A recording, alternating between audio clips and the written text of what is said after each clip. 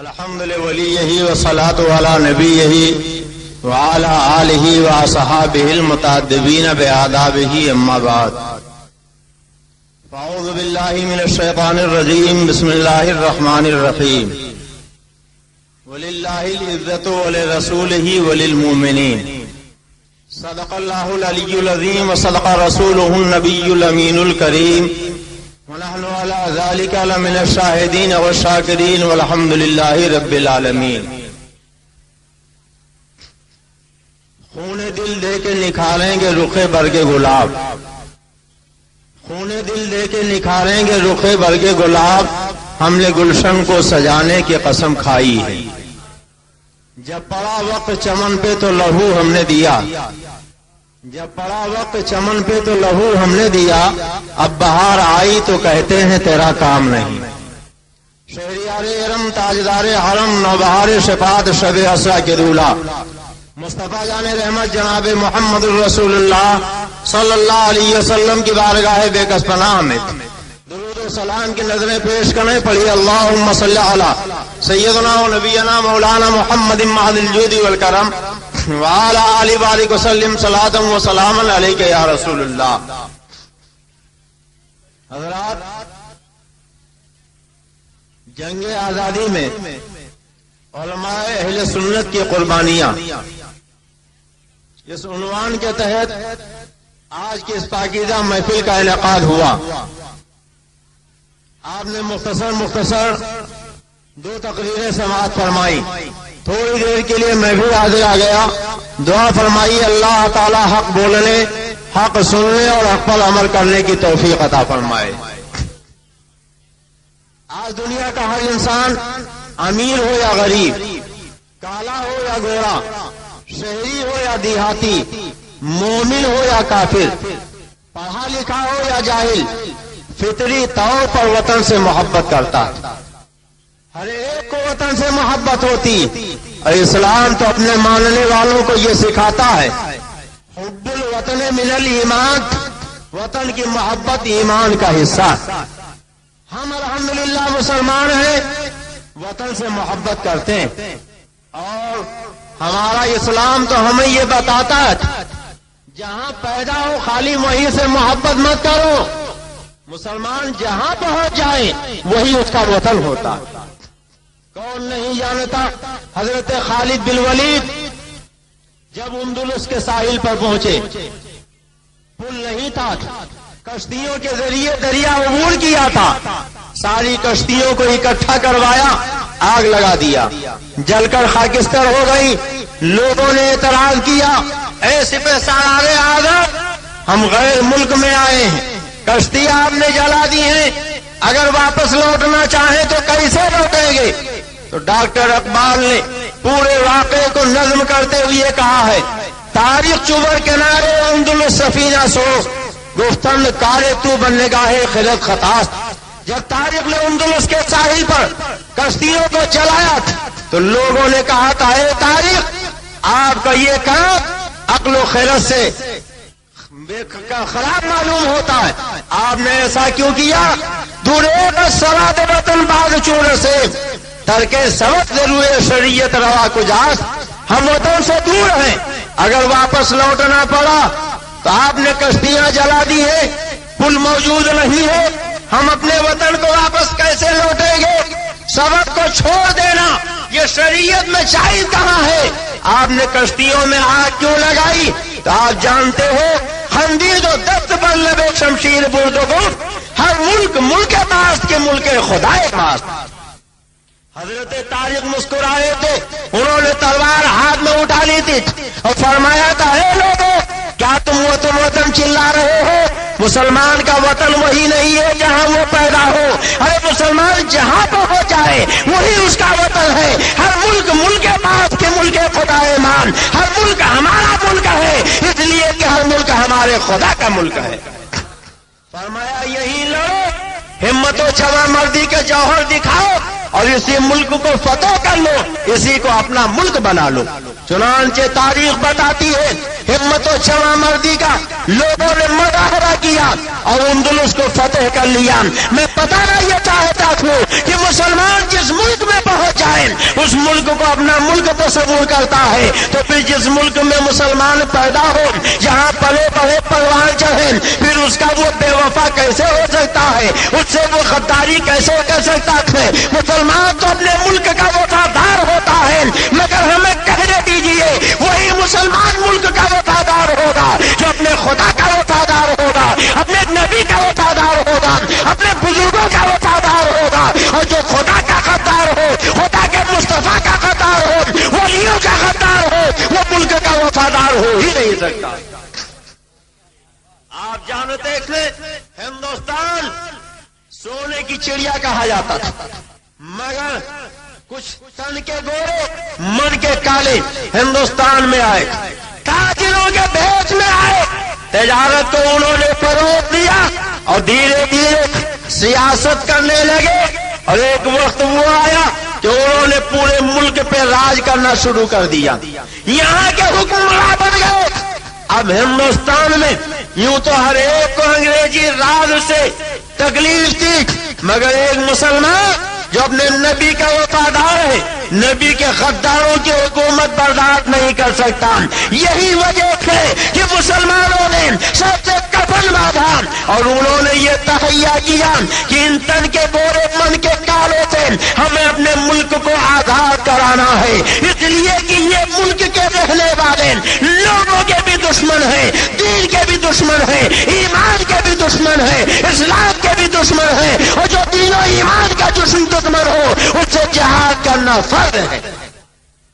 ہم یہ نہیں کہتے کہ ہندوستان کی آزادی میں خالص مسلمانوں کی قربانیاں، ہندوستان کی آزادی میں ہندوؤں کی بھی قربانیاں شامل ہیں، دوسرے دھرم و مسلک کے لوگوں نے بھی اپنی جانیں دی ہیں۔ ہمیں اس کا اعتراف ہے کہ دوسری قوموں نے بھی ہندوستان کی آزادی کے لیے جیل کی صعوبتیں برداشت کی ہیں، دوسری قوموں کے بھی گھر جلائے گئے ہیں، انہوں نے بھی اپنا خون بہایا ہے، مگر تاریخ کے اوراق اٹھا کے دیکھیں تو پتہ چلے گا جہاں دوسری قوموں کا پسینہ بہتا نظر آتا ہے وہاں مسلمانوں کا خون بہتا دکھائی دیتا ہے۔ مسلمان ہندوستان کی آزادی میں کسی سے پیچھے نہیں رہا ہے، اور حقیقت یہ ہے کہ ایک مسلمان ہی تھا جس کی قربانیوں کی بنیاد پر ہندوستان آزاد ہوا ہے، اور انگریزوں کو سال سمندر پار ہندوستان چھوڑ کے جانا پڑا ہے۔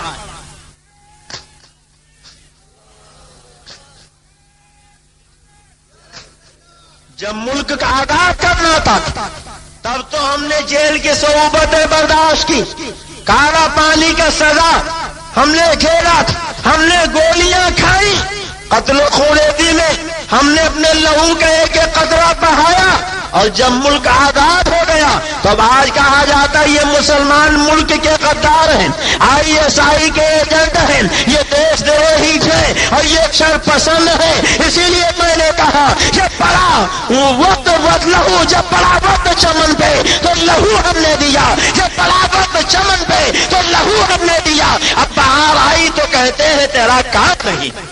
آپ تاریخ کے اوراق اٹھا کے دیکھو، یہ شاہجہاں پور کے رہنے والے اشفاق اللہ خان ہیں، کون ہیں؟ وہابی نہیں ہے، دیوبندی نہیں ہے، رافضی نہیں ہے، قادیانی نہیں ہے، سنی صحیح العقیدہ مسلمان ہے۔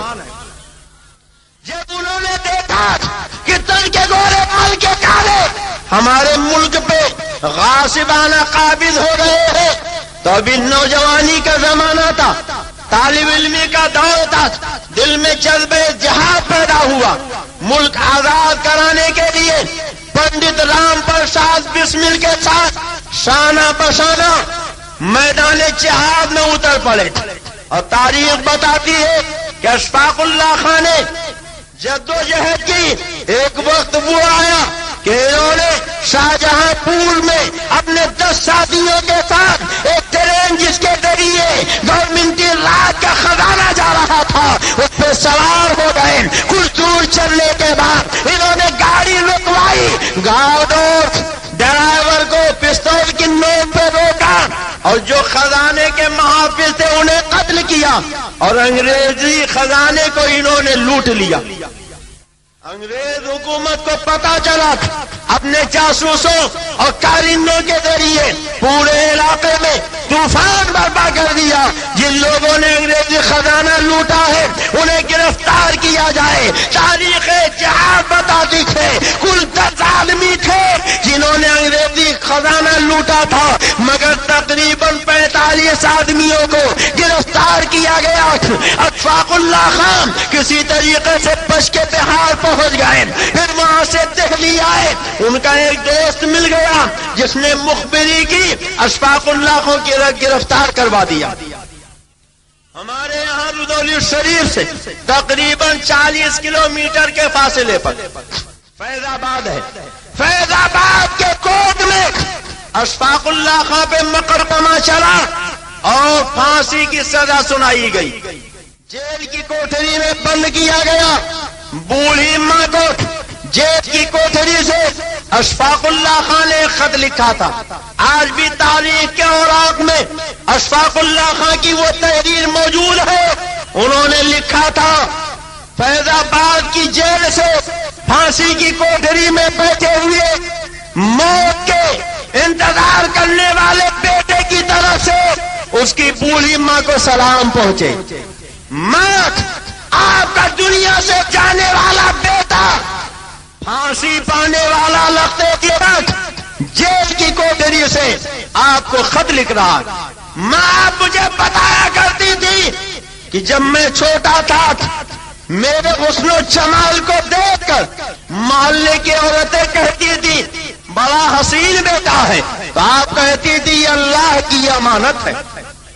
ماں، آپ نے مجھے اللہ کی امانت کہا تھا، تو آج اللہ کی یہ امانت ملک کی آزادی کے لیے، دین کے تحفظ کے لیے اپنی جان اپنا خون بہا رہا ہے. آپ گلہ نہ کیجیے گا، شکوہ نہ کیجیے گا. اگر کوئی پوچھے تو کہہ دیجیے گا وہ اللہ کی امانت تھی. جب تک اللہ نے چاہا میرے پاس رہا اور جب اللہ نے چاہا اسے واپس لے لیا. یہ اشفاق اللہ خان سنی صحیح العقیدہ مسلمان تھے جنہوں نے جیل کی کوٹری سے اپنی ماں کو تسلی کے یہ چند جملے لکھے تھے. اور تاریخ بتاتی ہے کہ فیض آباد میں سرعام اشفاق اللہ خان کو تختے دار کے نظر کر دیا گیا. انہوں نے جام شہادت نوش کر لیا. کون نہیں جانتا ہے تحریک جہاد آزادی میں سب سے زیادہ اگر کسی کا کردار ہے تو وہ حضرت علامہ فضل حق خیر آبادی کی ذات ہے. یہ علامہ فضل حق خیر آبادی کون ہے؟ حضرت علامہ فضل امام کے لخت جگر.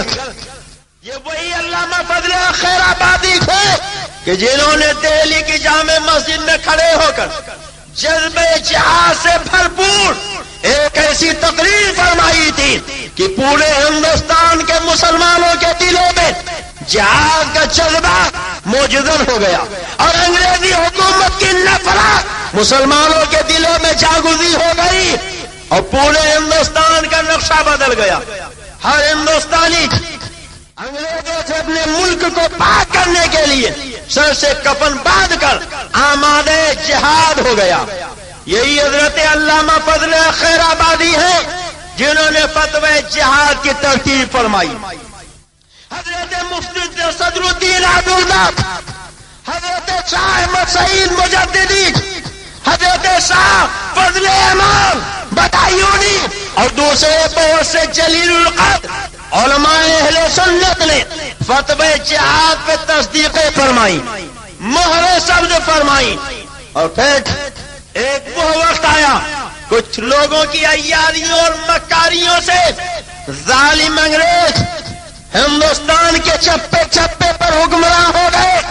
دہلی پہ بھی انہوں نے قبضہ کر لیا. علامہ فضل خیر آبادی نے دہلی چھوڑا، الور چلے آئے. وہاں بھی انگریزی جاسوس پہنچے. اب لکھنؤ چلے آئے، لکھنؤ چھوڑا، خیر آباد پہنچ گئے. ایک مخبر نے مخبری کی کہ وہ مجاہد کہ جس کی تقریر سے جہاد کا جذبہ جوان ہوا ہے، جس نے فتوی جہاد کی ترتیب دی ہے، علماء سے تصدیقیں کروائی ہیں، وہ فضل حق مجاہدین آزادی کا قائد خیر آباد میں موجود ہے۔ چنانچہ انگریزی فوج پہنچی، علامہ فضل خیر آبادی کو خیر آباد سے گرفتار کر لیا گیا، لکھنؤ لایا گیا، انگریزی کورٹ میں مقدمہ چلا، مخبر بلایا گیا۔ کیا یہی فضل خیر آبادی تھے جنہوں نے دہلی کی جامع مسجد میں جذبے جہاد پہ بھرپور ایک 16 بار تقریر کی تھی؟ کیا یہی علامہ فضل خیر آبادی ہے کہ جنہوں نے فتوی جہاد کی ترتیب دی تھی؟ جب مخبر نے چہرہ دیکھا تو مرعوب ہو گیا اور اس نے کہا ایسا لگتا ہے کہ وہ علامہ فضل حق یہ نہیں کوئی دوسرے ہیں، غلطی سے ان کو پکڑ لیا گیا تھا۔ لوگ خوش ہو گئے کہ اب علامہ رہا ہو جائیں گے، مگر تاریخ کے اور آپ بتاتے تھے کہ تحریک جہاد آزادی کے قائد اعظم حضرت علامہ فضل خیر آبادی نے گرج کے فرمایا تھا، اے انگریز جج سن لے، اس مخبر نے پہلے جو خبر دی تھی وہ صحیح تھی، پہلے جو گواہی دی تھی وہ صحیح تھی، اب میری صورت دیکھنے کے بعد یہ مرعوب ہو گیا ہے، اب جھوٹ بول رہا ہے، میں ہی وہ فضل حق ہوں جس نے جہاد کا فتویٰ دیا تھا، اور میں ہی وہ فضل حق ہوں جس نے جہاد پہ بھرپور تقریر کی تھی۔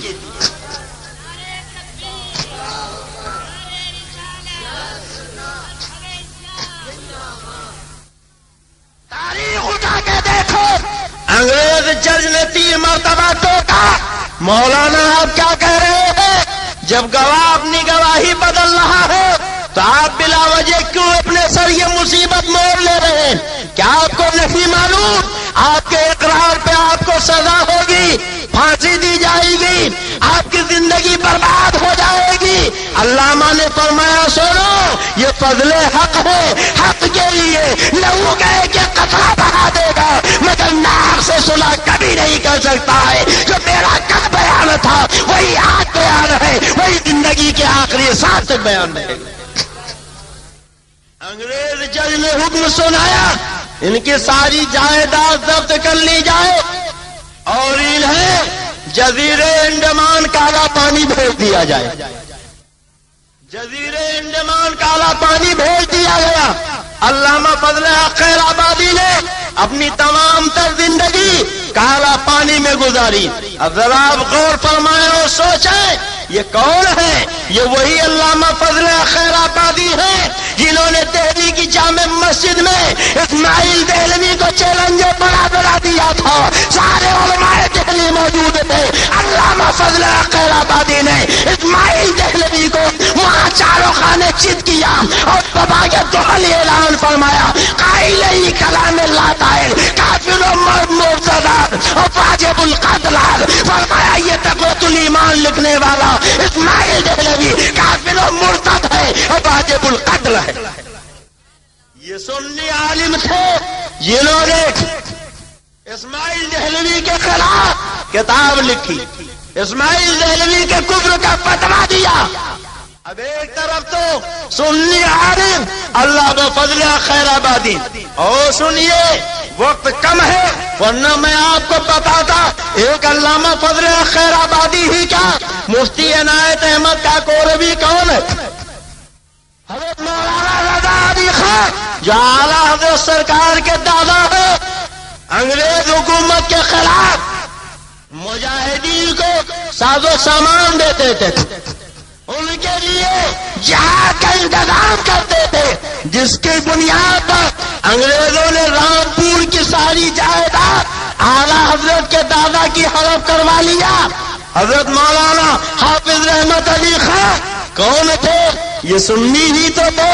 حضرت مولانا فیض احمد بدایونی کون تھے؟ یہ سنی ہی تو تھے۔ حضرت علامہ مفتی صدر الدین آزردہ دہلوی کون تھے؟ یہ سنی ہی تو تھے جنہوں نے اعلان جہاد فرمایا تھا۔ حضرت علامہ کے بیعت علی کافی شہید رحمت اللہ علیہ کون ہے؟ یہ مراد آباد کے رہنے والے ہیں، انگریزوں کے خلاف ساری زندگی جہاد کرتے رہے، انگریزوں نے پھانسی کی سزا سنائی تھی، اور جب تختے دار پہ کھڑا کیا گیا تو تاریخ بتاتی ہے کہ پھانسی دینے والے نے پوچھا تھا، اے علامہ کافی آپ پھانسی پانے والے ہیں، آخری کوئی تمنا ہو تو بتائیے وہ پوری کر دی جائے۔ حضرت علامہ کافی نے فرمایا تھا اگر میری آخری تمنا پوری کرنا چاہتے ہو تو مجھے قلم کاغذ دے دو، میں کچھ لکھنا چاہتا ہوں۔ چنانچہ قلم کاغذ مہیا کر دیا گیا۔ انگریزوں نے یہ سمجھا تھا یہ زندگی کی آخری گھڑی ہے کہ فیض علی کافی اپنے بیوی کے نام پروانہ محبت لکھیں گے، بیٹے کا نام نصیحت نامہ لکھیں گے، بھائی دوست احباب کے نام پیار بڑا خط لکھیں گے، مگر علامہ کافی نے نہ بیوی کا نام کچھ لکھا، نہ بیٹے کا نام کچھ لکھا، نہ بیٹی کا نام کچھ لکھا، بلکہ اپنے نبی سید الانبیاء کی پوری امت مسلمہ کے نام ایک پیغام لکھا تھا، اور وہ بھی نثر میں نہیں بلکہ نظر میں لکھا تھا۔ حضرات آج دنیا میں شاعر بہت ہے، مگر دنیا کا کوئی بھی شاعر جب شاعری کرنا چاہتا ہے تو گلشن تلاش کرتا ہے، وہاں بیٹھ کے شاعری کرتا ہے، مگر علامہ کفایت علی کافی شہید رحمت اللہ علیہ ایسے شاعر تھے کہ جنہوں نے گلشن میں نہیں تختے دار پہ کھڑے ہو کے شاعری کی، اور انہوں نے کیسی شاعری کی تھی؟ پھانسی سے چند لمحہ پہلے انہوں نے جو اشعار لکھے تھے آج تک تاریخ کے اوراق میں لکھے ہوئے تھے۔ علامہ کافی نے لکھا تھا کوئی گل باقی رہے گا نہ چمن رہ جائے گا، کوئی گل باقی رہے گا نہ چمن رہ جائے گا، پر رسول اللہ کا دین حسن رہ جائے گا۔ حضرت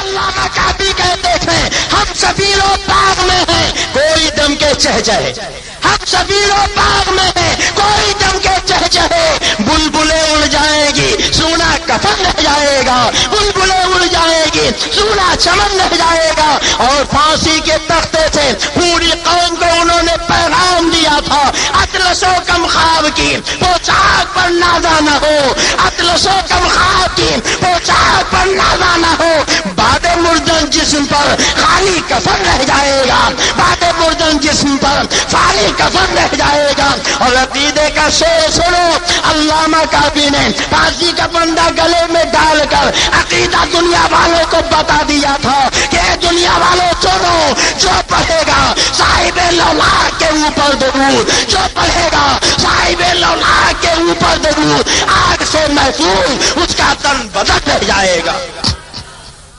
اور آخری شعر سنو، انہوں نے لکھا تھا سب پناہ ہو جائیں گے کافی وہ لیکن حشر تک، سب پناہ ہو جائیں گے کافی وہ لیکن حشر تک، نام پاک مصطفیٰ وہ پنجتن رہ جائے گا، نام پاک مصطفیٰ وہ پنجتن رہ جائے گا۔ ابے مالک گاؤں کے خیول مسلمانوں بولو، کیا یہ کسی وہابی کی تحریر ہو سکتی؟ بولو، کیا کوئی دیوبندی لکھ سکتا ہے؟ تاریخ اٹھا کے دیکھو، یہ علماء اہل سنت ہے جو تحریک آزادی کے مجاہدین قائدین ہیں، جنہوں نے آزادی کے لیے سر سے کفن باندھا، میدان عمل میں اترے، جائیدادیں لوٹ لی گئی، گھر جلا دیے گئے، اولادیں قتل کر دی گئی، جیل کی صحبتیں جھیلی، پھانسی کا تختہ سامنے کیا گیا، تختے دار پہ کھڑے ہو کر پھانسی کا پنڈا پہنا، اور انہوں نے یہ اعلان کر دیا خون دل دے کے نکھارے گے رخے برگے گلاب، خون دل دے کے نکھارے گے رخے برگے گلاب، ہم نے گلشن کو سجانے کی قسم کھائی۔ ایک طرف تو یہ علماء اہل سنت ہیں اور دوسری طرف علماء دیوبند۔ آپ اجازت دو تو یہ نورانی چہرے آپ نے ایک جھلک دیکھ لی، اب اگر اجازت دیجئے تو ان کی مکروہ صورتیں بھی دکھا دوں۔ بولیے دکھا دوں، دیکھنا چاہتے؟ سن لو، میں آئینہ ہوں، دکھاؤں گا داغ چہرے کے، میں آئینہ ہوں، دکھاؤں گا داغ چہرے پہ، جسے خراب لگے سامنے سے ہٹ جائے، جسے خراب لگے سامنے سے ہٹ جائے۔ یاد رکھو آئینے کا کام یہ ہے کہ جو جیسا ہو اس کو اس کی ویسی شکل دکھا دے۔ آپ مجھے بتاؤ آئینے کے سامنے کالا جائے تو کیا گوری شکل دکھائے گا؟ اور اگر گورا جائے گا تو کیا کالا دکھائے گا؟ جس کے چہرے پہ بے شمار چیچک کے داغ ہوں، اگر وہ آئینے کے سامنے جائے تو کیا اسے حسن کا تاجدار بنا کے دکھائے گا؟ ارے جو چیچک زیادہ ہے آئینہ اس کے چیچک کے داغ دکھائے گا، جو کالا کا لوٹا ہے آئینہ اس کی کالی شکل دکھائے گا، اور جو حسن کا پیکر ہے آئینہ اس کو حسن و جمال اس کا دکھائے گا۔ میں آئینہ ہوں، دکھاؤں گا داغ چہرے کے، جسے خراب لگے سامنے سے ہٹ جائے۔ اور میں زبانی بات کرنے کا عادی نہیں، جتنا بولتا ہوں پوری دلیل سے بولتا ہوں۔ آپ نے سنا ہوگا اب تک یہی ڈھنڈورا پیٹا جاتا رہا کہ مولانا اسماعیل شہید، مولانا قاسم نانوتوی اور سید احمد شہید، خدا کی قسم سید احمد رائے بریلوی اور اسماعیل دہلوی کے ساتھ شہید کا لفظ تہمت ہے، یہ قطعا شہید نہیں۔ اعلیٰ حضرت نے فرمایا وہ جسے وہابیہ نے دیا لقب شہید و نبی کا، وہ شہید لیلی نجد تھا، وہ نبی تیغ خیال۔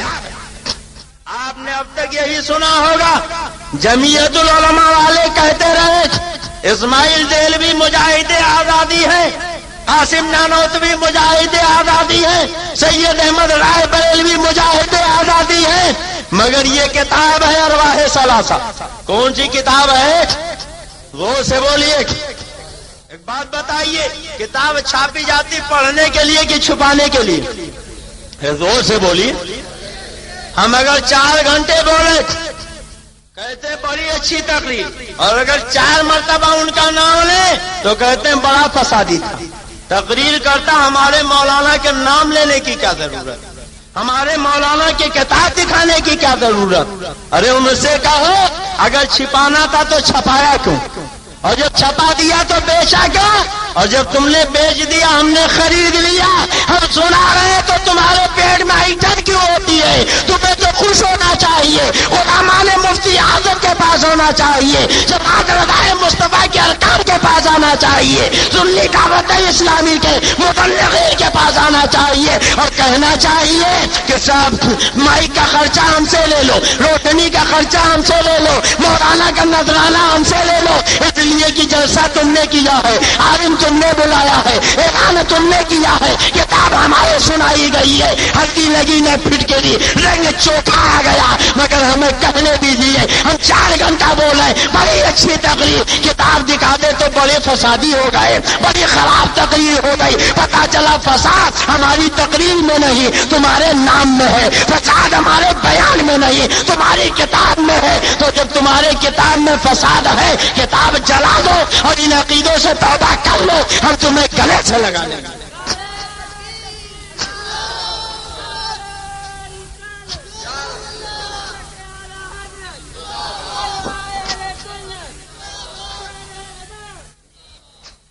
حضرات یہ کتاب ہے، کون سی کتاب ہے؟ ارواح ثلاثہ۔ کون سی کتاب ہے؟ زور سے بولیے، ارواح ثلاثہ۔ اور آپ جانتے ہیں یہ کتاب کہاں سے چھپی ہے؟ دیوبند سے۔ کہاں سے چھپی ہے؟ دیوبند سے۔ کہاں سے؟ دیوبند کے معنی جانتے ہیں؟ نہیں جانتے؟ دیو کے معنی حضرت مفتی صاحب قبلہ بیٹھے، دیو کے معنی ہوتے ہیں بھوت۔ کیا ہوتے ہیں؟ اور بند کے معنی تو آپ جانتے ہی۔ اچھا ایک بات بتاؤ، اگر دربے میں آپ مرغی بند کرو گے کھولو گے تو مرغا نکلے گا، اور بطخ بند کرو گے تو کبوتر نکلے گی؟ بولو جو بند ہوگا جب کھلے گا تو وہی نکلے گا کہ نہیں؟ اب جہاں دیو بند ہوگا جب کھلے گا تو کیا نکلے گا؟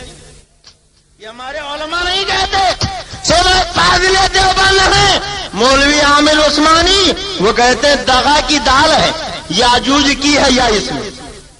آج تو دنیا بہت ترقی کر گئی، کوئی مکسچر پینا چاہیے، کوئی ٹیبلٹ لینا چاہیے تو پہلے فارمولا دیکھتے ہیں یہ مکسچر کس کس چیز سے بنا ہے، وہ لوگ دیکھتے ہیں کہ نہیں دیکھتے؟ تو دیوبند کا فارمولہ کیا ہے؟ اجازت دو تو مالے گاؤں والے بتا دوں. بولیے بتا.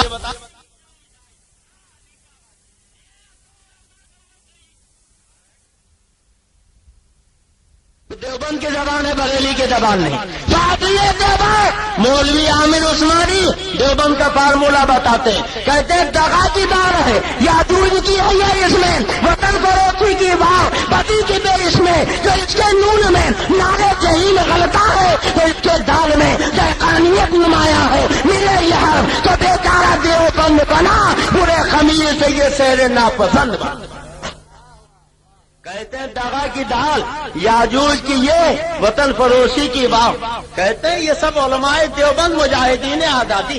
اور فاضل دیوبند کیا کہتے ہیں؟ یہ آزادی کے مجاہد نہیں، وطن فروش. اب ہمیں نہ کہو تمہارا فاضل تمہارے مدرسے کا کہہ رہا کہ یہ سب وطن فروش ہے. دغا کی دار، یاجوج کی ایک، وطن فروشی کی بات، بدی کی بے اور نارے جہین کا نون اور دہقانیت کے دار. جب اتنی جڑی بوٹیوں کو اکٹھا کیا گیا تب جا کے دیوبند بنا. تو یہ اسی دیوبند کی چھپی ہوئی کتاب ہے اور لکھنے والے حضرت مولانا اشرف علی تھانوی صاحب اس کتاب کے لکھنے والے. صفحہ اس کا 160. کون سا صفحہ ہے؟ بولیے کون سا صفحہ ہے؟ 160. اب دیکھیے اس میں لکھا ہے سید صاحب نے پہلا جہاد سید احمد رائے بریلوی یار محمد خان حاکم یاغستان سے کیا تھا. اب بولو یار محمد خان کسی انگریز کا نام ہوگا؟ بولیے، ارے زور سے بولیے، زور سے بولیے. صبر کر پاؤں رکھنا میں قدے میں شیخ جی صاحب. صبر کر پاؤں رکھنا میں قدے میں شیخ جی صاحب. یہاں پگڑی اچھلتی ہے، اسے میں خانہ کہتے ہیں. تم کہتے ہو یہ مجاہدین آزادی تھے، ہندوستان کی آزادی کے لیے انگریزوں سے لڑے. مگر یہ تھانوی جی کیا لکھ رہے ہیں؟ دیوبند کیا کہہ رہا ہے کہ سید احمد رائے بریلوی نے انگریز سے نہیں یار محمد حاکم افغانستان سے جہاد کیا. بولو کس سے کیا؟ زور سے بولو. اب بولو مسلمان سے لڑنا جہاد ہوگا؟ بولیے جہاد ہوگا. اور جب مسلمان سے کوئی لڑے اور اس کے ہاتھ مارا جائے تو وہ شہید ہوگا کہ قتیل ہوگا؟ بولو کیا ہوگا؟ قتیل ہوگا. کتنی بڑی تہمت ہے. اور سنو اسی میں کہتے تھے پھر کچھ عرصہ کے بعد کالک سنگھ کسر رنجیت والی لاہور سے لڑائی ہوئی جس میں بہت سے مجاہدین مارے گئے. حضرت مولوی محمد اسماعیل صاحب اور مولوی محمد حسن صاحب بھی وہی شہید ہوئے. یعنی کہتے یار محمد سے لڑے اور ایک سکھ سے لڑے. اب بتاؤ جو یار محمد سے لڑا ہو اور سکھ سے لڑا ہو اگر مارا جائے تو وہ مجاہد آزادی کیسے ہو جائے گا؟ اگر مجاہد آزادی کہنا ہے تو پہلے اربعہ ثلاثہ میں آگ لگاؤ، دیوبند کی اس کتاب کو جلاؤ اور یہ اعلان کرو ہم اس کتاب کو نہیں مانتے تھے. تب اس کے بعد کہنا کہ ہمارے مولانا مجاہد آزادی ہے. قیامت آ جائے گی مگر اس کتاب میں آگ نہیں لگا سکتے. یہ تھانوی جی کی کتاب ہے، دیوبند کی کتاب ہے جو یہ اعلان کر رہی ہے کہ ان لوگوں نے انگریزوں سے نہیں بلکہ مسلمانوں سے لڑائی کی. اور کس لیے لڑائی کی؟ اگر اجازت دیجیے تو وہ بھید بھی کھول دوں. بولیے کھول دوں. سننا چاہتے تھے یہی کتاب ہے صفحہ 161. کون سا صفحہ ہے؟ 161. کہتے تیسرے ایک شخص نے بیان کیا کہ سید صاحب کو ڈھونڈتے ڈھونڈتے ہم ایک گاؤں میں ایک جگہ اترے. وہاں دریافت کرنے سے معلوم ہوا کہ یہ قبر جو ڈھائی ہوئی تازہ پڑی ہے اس کو سید صاحب ابھی ڈھوا کر گئے ہیں. کہتے سرحد کے قریب ہم جب سید صاحب کو ڈھونڈتے ڈھونڈتے گئے تو وہاں دیکھا کہ کچھ تازہ قبریں کھدی پڑی. ہم نے پوچھا یہ قبریں کیوں کھدی ہوئی ہیں؟ تو کہا یہ سید احمد رائے بریلوی تھے جنہوں نے یہ قبریں کھدوائی ہیں کیونکہ اونچی تھی، ادھر ادھر دیکھا تو کہیں پتہ نہ تھا۔ اب کچھ سمجھ میں آیا؟ سید احمد رائے بریلوی، قاسم نانوتوی کا جہاد کیا تھا؟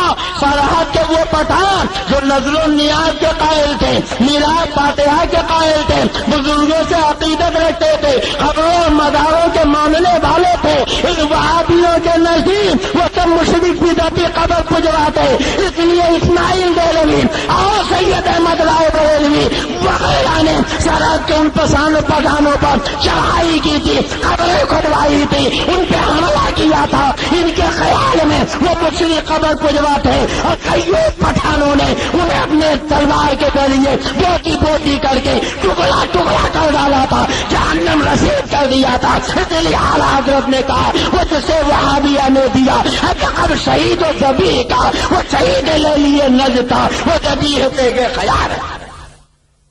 اگر کسی کو ماں نے دودھ پلایا ہے تو غلط ثابت کر دے گا، اگر غلط ثابت کر دو تو 50,000 روپے انعام دیا جائے گا۔ اور جو چور کی سزا وہ عبدالمصطفیٰ دی، اسلام نے چور کی سزا یہ متعین کی کہ دونوں ہاتھ کٹوا دیے جائیں۔ اسی مالیگاؤں میں عبدالمصطفیٰ اپنے دونوں ہاتھ کٹوا دے گا۔ یہ تمہارے دیوبند کی کتاب جس میں لکھا ہے کہ سید احمد رائے بریلوی نے پہلا جہاد یار محمد خان حاکم یاغستان سے کیا، انگریزوں سے لڑتے ہوئے مولوی اسماعیل مارے گئے، اور یہ جب گئے تھے سرحد کے پٹھانوں سے لڑنے تو وہاں قبروں کو گروا رہے تھے، قبروں کو کھدوا رہے تھے، اب اسی میں ان لوگوں کی جانیں گئی ہیں۔ اب کتنی بڑی تہمت ہے کہ جو سرحد سنی مسلمانوں سے لڑنے میں مارے گئے ہو، آج انہیں مجاہد آزادی کہا جاتا ہے، تحریک آزادی کا ہیرو بنایا جاتا ہے، اور انہیں مجاہدین آزادی کا تنخواہ دیا جاتا ہے۔ بولو مالیگاؤں والوں، اس سے بڑا کوئی جھوٹ ہوگا؟ بولو جھوٹ ہے کہ نہیں ہے؟ اور اگر اجازت دیجیے تو اس سے زیادہ واضح بات بتا دوں۔ بولیے بتا دوں؟ سننا چاہتے ہیں کہ نہیں سننا چاہتے ہیں؟ یہ دیکھیے کتاب ہے، کتاب کا نام ہے تذکرۃ الرشید۔ کیا نام ہے؟ وہ سے بولیے۔ تذکرۃ الرشید لکھا مولوی عاشق الہی میرٹھی نے، اور چھپی ہے ناظم کتب خانے اشاعت العلوم محلہ مفتی سہارنپور سے۔ کہاں سے چھپی ہے؟ سہارنپور سے۔ مولوی رشید احمد گنگوہی کے سوانے کی کتاب۔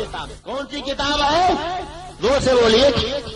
تذکرۃ الرشید۔ اب دیکھیے اس کتاب کا صفحہ ہے 73۔ کون سا صفحہ ہے؟ وہ سے بولیے۔ صفحہ ہے 73۔ آپ وہ سے اس لیے میں کہہ رہا ہوں بولیے تاکہ بات آپ کو یاد ہو جائے، کل کوئی بہکانا چاہے تو آپ بہک نہ سکیں، اچھی طرح آپ کو یاد رہے۔ آج کہا جاتا ہے کہ قاسم نانوتوی، سید احمد رائے بریلوی اور رشید احمد گنگوہی یہ سب مجاہد آزادی تھے۔ بولو آپ نے سنا ہے کہ نہیں سنا؟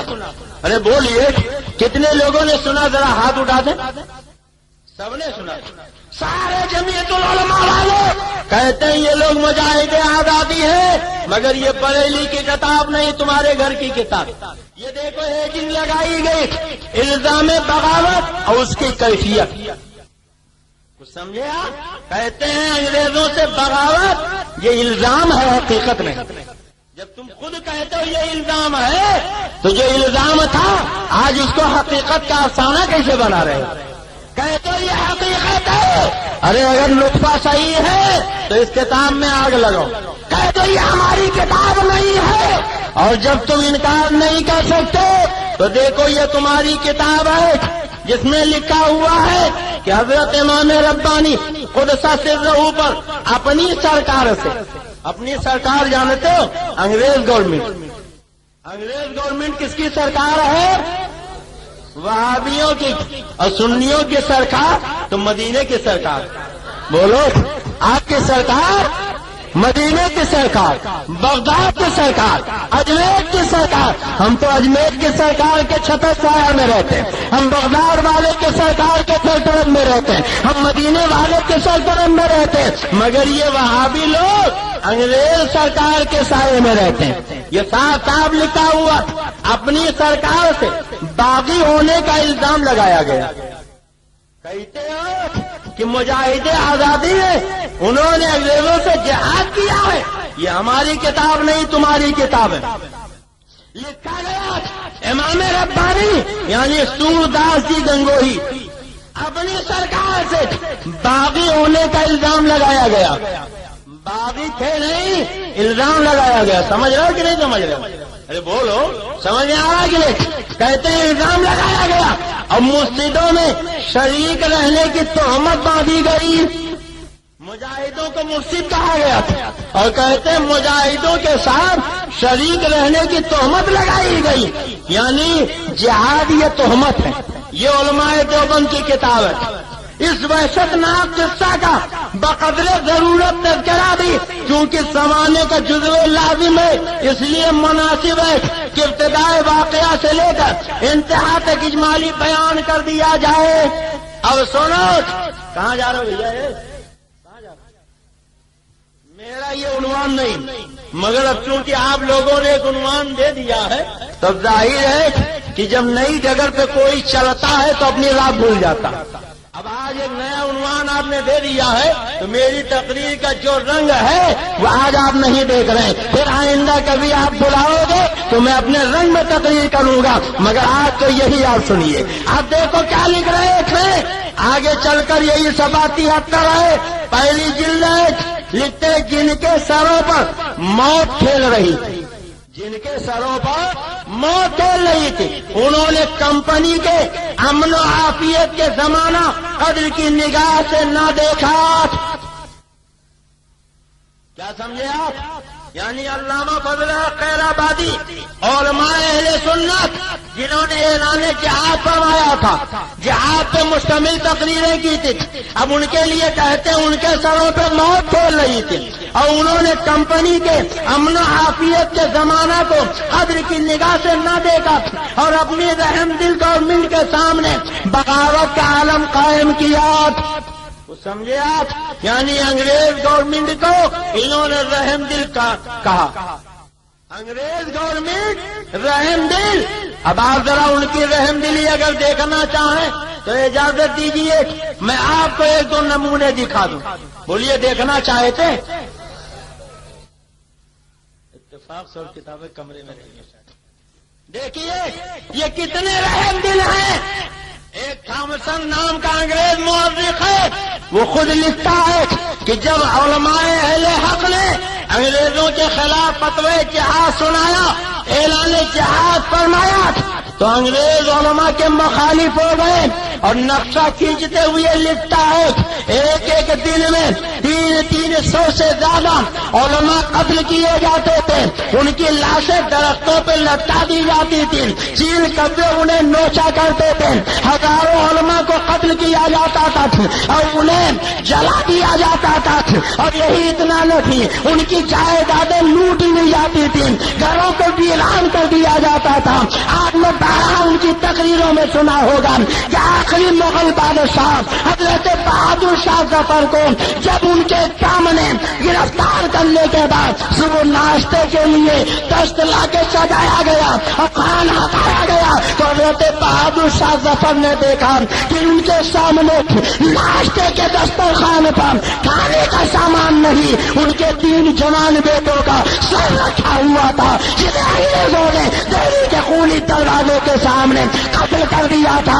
اب آپ ذرا سوچو اور غور کرو کہ جوان بیٹوں کی لاشیں قتل کرنے کے بعد درختوں سے لٹکائی گئی اور چل کو پورے بعد حضرت بہادر شاہ ظفر کے سامنے ناشتے کے لیے پیش کیا گیا ہے. یہ انگریز ہے، یہ ظالم حکمران ہے جن کے بارے میں یہ وہابی دیوبندی یہ کہتے تھے کہ رحم دل گورنمنٹ ہے اور جن لوگوں کے سروں پہ موت نہیں تھی انہوں نے بغاوت کا عالم بلند کیا ہے. اب مجھے بتاؤ مسلمانوں، اس سے زیادہ رحم دلی کیا ہوگی کہ انگریزوں نے علماء کو قتل کیا تھا، ان کی لاشیں درختوں پہ لٹکوائی تھی، زندہ انہیں چلا دیا گیا تھا، ان کے املاک لوٹے گئے تھے. علامہ فضل خیر آبادی کو جزیرے انڈمان بھیجا گیا تھا.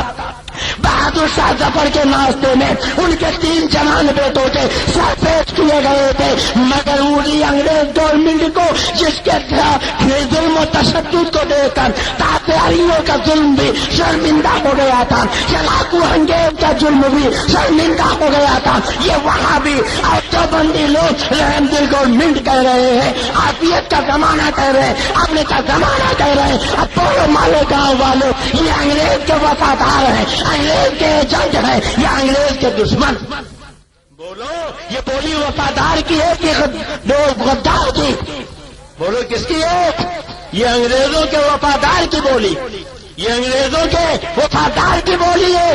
फिर सुन लो, कहते हैं जिनके सरों पे मौत खेल रही, यानी अल्लामा फजल खैराबादी के बैत अली काफी शहीद मुफ्ती सदरुद्दीन आजुर्दा, हजरत मौलाना इनायत अहमद ठाकुरवी, हजरत मौलाना फजले इमाम बदायूनी, हजरत मौलाना रजा अली खां बरेलवी, हाफिज रहमत खां और खान मोहम्मद खान, इन लोगों के सरों पे मौत खेल रही थी।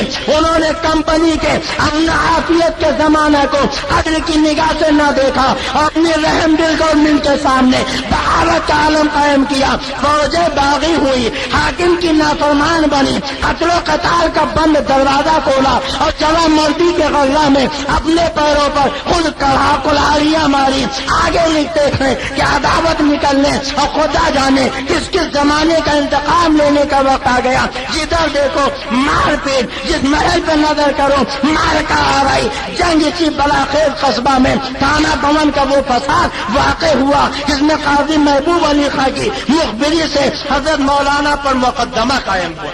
अब देखो जब मुकदमा कायम हुआ तब क्या हुआ, आगे सुनो।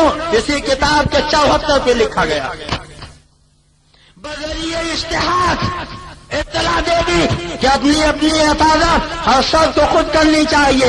इसलिए आज क्योंकि हमारे दीनी सरदार हैं, इसलिए दुनियावी नज़्म हुकूमत का भी बार अपने सर पे रखें। अमीरुल मोमिनीन बनकर हमारे कज़िये को चुकाया करें। इसमें शक नहीं कि आला हजरत को उनकी दरखास्त के मुताबिक उनके सरों पे हाथ रखना पड़ा। आपने दीवानी फौजदारी के जुमला मुकदमा शरई के या आला हजरत से मुराद बरेली के आला हजरत नहीं बल्कि देवबंद के आला हजरत है। और आगे लिखा कि चंद लोग काजी शरा बनकर फैसल फरमाए, इसी ने मुफ्सिदों में शरीक होने की राह चलाई और मुखबिरों को झूठी सच्ची मुखबरी का मौका दिया। हजरत इमाम रब्बानी 10 बरस हुए आला हजरत को अपने दीन दुनिया का सरदार बना चुके थे। अब आगे सुनो, इन अय्याम में आपको उन मुफ्सिदों से भी मुकाबला करना पड़ा जो गौल के गौल फिरते थे, यानी वो मुजाहिदीन आजादी जो अंग्रेजों के खिलाफ जहाज करते फिर रहे थे। ये खुद किताब में लिखते हैं कि रशीद अहमद गंगोही को उन मुजाहिदीन आजादी से मुकाबला करना पड़ा, यानी रशीद अहमद गंगोही ने अंग्रेज फौज से नहीं बल्कि इस्लामी मुजाहिदीन से मुकाबला किया है। एक मरतबा ऐसा भी इत्तेफाक हुआ कि हजरत इमाम रब्बानी अपने रफीक़े जानी मौलाना कासिमुल उलूम और तबीब रूहानी आला हजरत हाजी साहब मीर हाफिज जामिल साहब के हमरा थे। बंदूकियों से मुकाबला हो गया। ये नबुर्द आजमा दलेर जत्था अपनी सरकार, यानी गवर्नमेंट जो इनकी सरकार थे। समझ रहे हो कि नहीं समझ रहे हो? मौजू खुश का है मगर पूरी तवज्जो से सुनो ताकि हक और बातें समझ में आ जाए। कहते हैं जब इन्होंने मुकाबला किया तो अपनी सरकार यानी अंग्रेजों के मुखालिफ बागियों के सामने भागने या जाने वाला न था, इसलिए अकड़ पहाड़ की तरह बड़ा जमा कर डर गया और सरकार पर अपनी जान निसारी के लिए तैयार हो गया। यानी अंग्रेज गवर्नमेंट पर ये लोग अपनी जान देने के लिए तैयार हो गए। वहाँ चंद फकीर हाथों में तलवारें लिए जम्मे गफीर बंदूकियों के सामने ऐसे जमे रहे गोया जमीन ने पांव पकड़ लिए हैं। चुनांचे आप पर पैरे हुई और हाफिज जामिल साहब रहमतुल्लाह अलैह बेरे नाक गोली खाकर शहीद हो गए। पता चला ये लोग अंग्रेजों से लड़ाई में नहीं मारे गए बल्कि मुजाहिदीन जंग आजादी की लड़ाइयों से मारे गए हैं। ये लोग मुजाहिद आजादी नहीं है बल्कि ये लोग अंग्रेजों के पिट्ठू है, अंग्रेजों के एजेंट है, अंग्रेजों के तनख्वाहदार मुलाजिम है जो अंग्रेजों के हुकूमत की हिफाजत के लिए मुजाहिदीन आजादी से जंग कर। बोलो یہ ان کی کتاب سے بول رہا ہوں یا کسی بریلی کی کتاب سے؟ بولیے، انہی کی کتاب ہے کہ نہیں ہے؟ اور اگر اجازت دیجیے تو صفحہ 76 کی بھی ایک بات بتا دوں. بولیے بتا دوں؟ سمجھ میں بات آ رہی کہ نہیں آ رہی؟ کتنے لوگوں کے سمجھ میں نہیں آ رہا ذرا ہاتھ اٹھا دیں.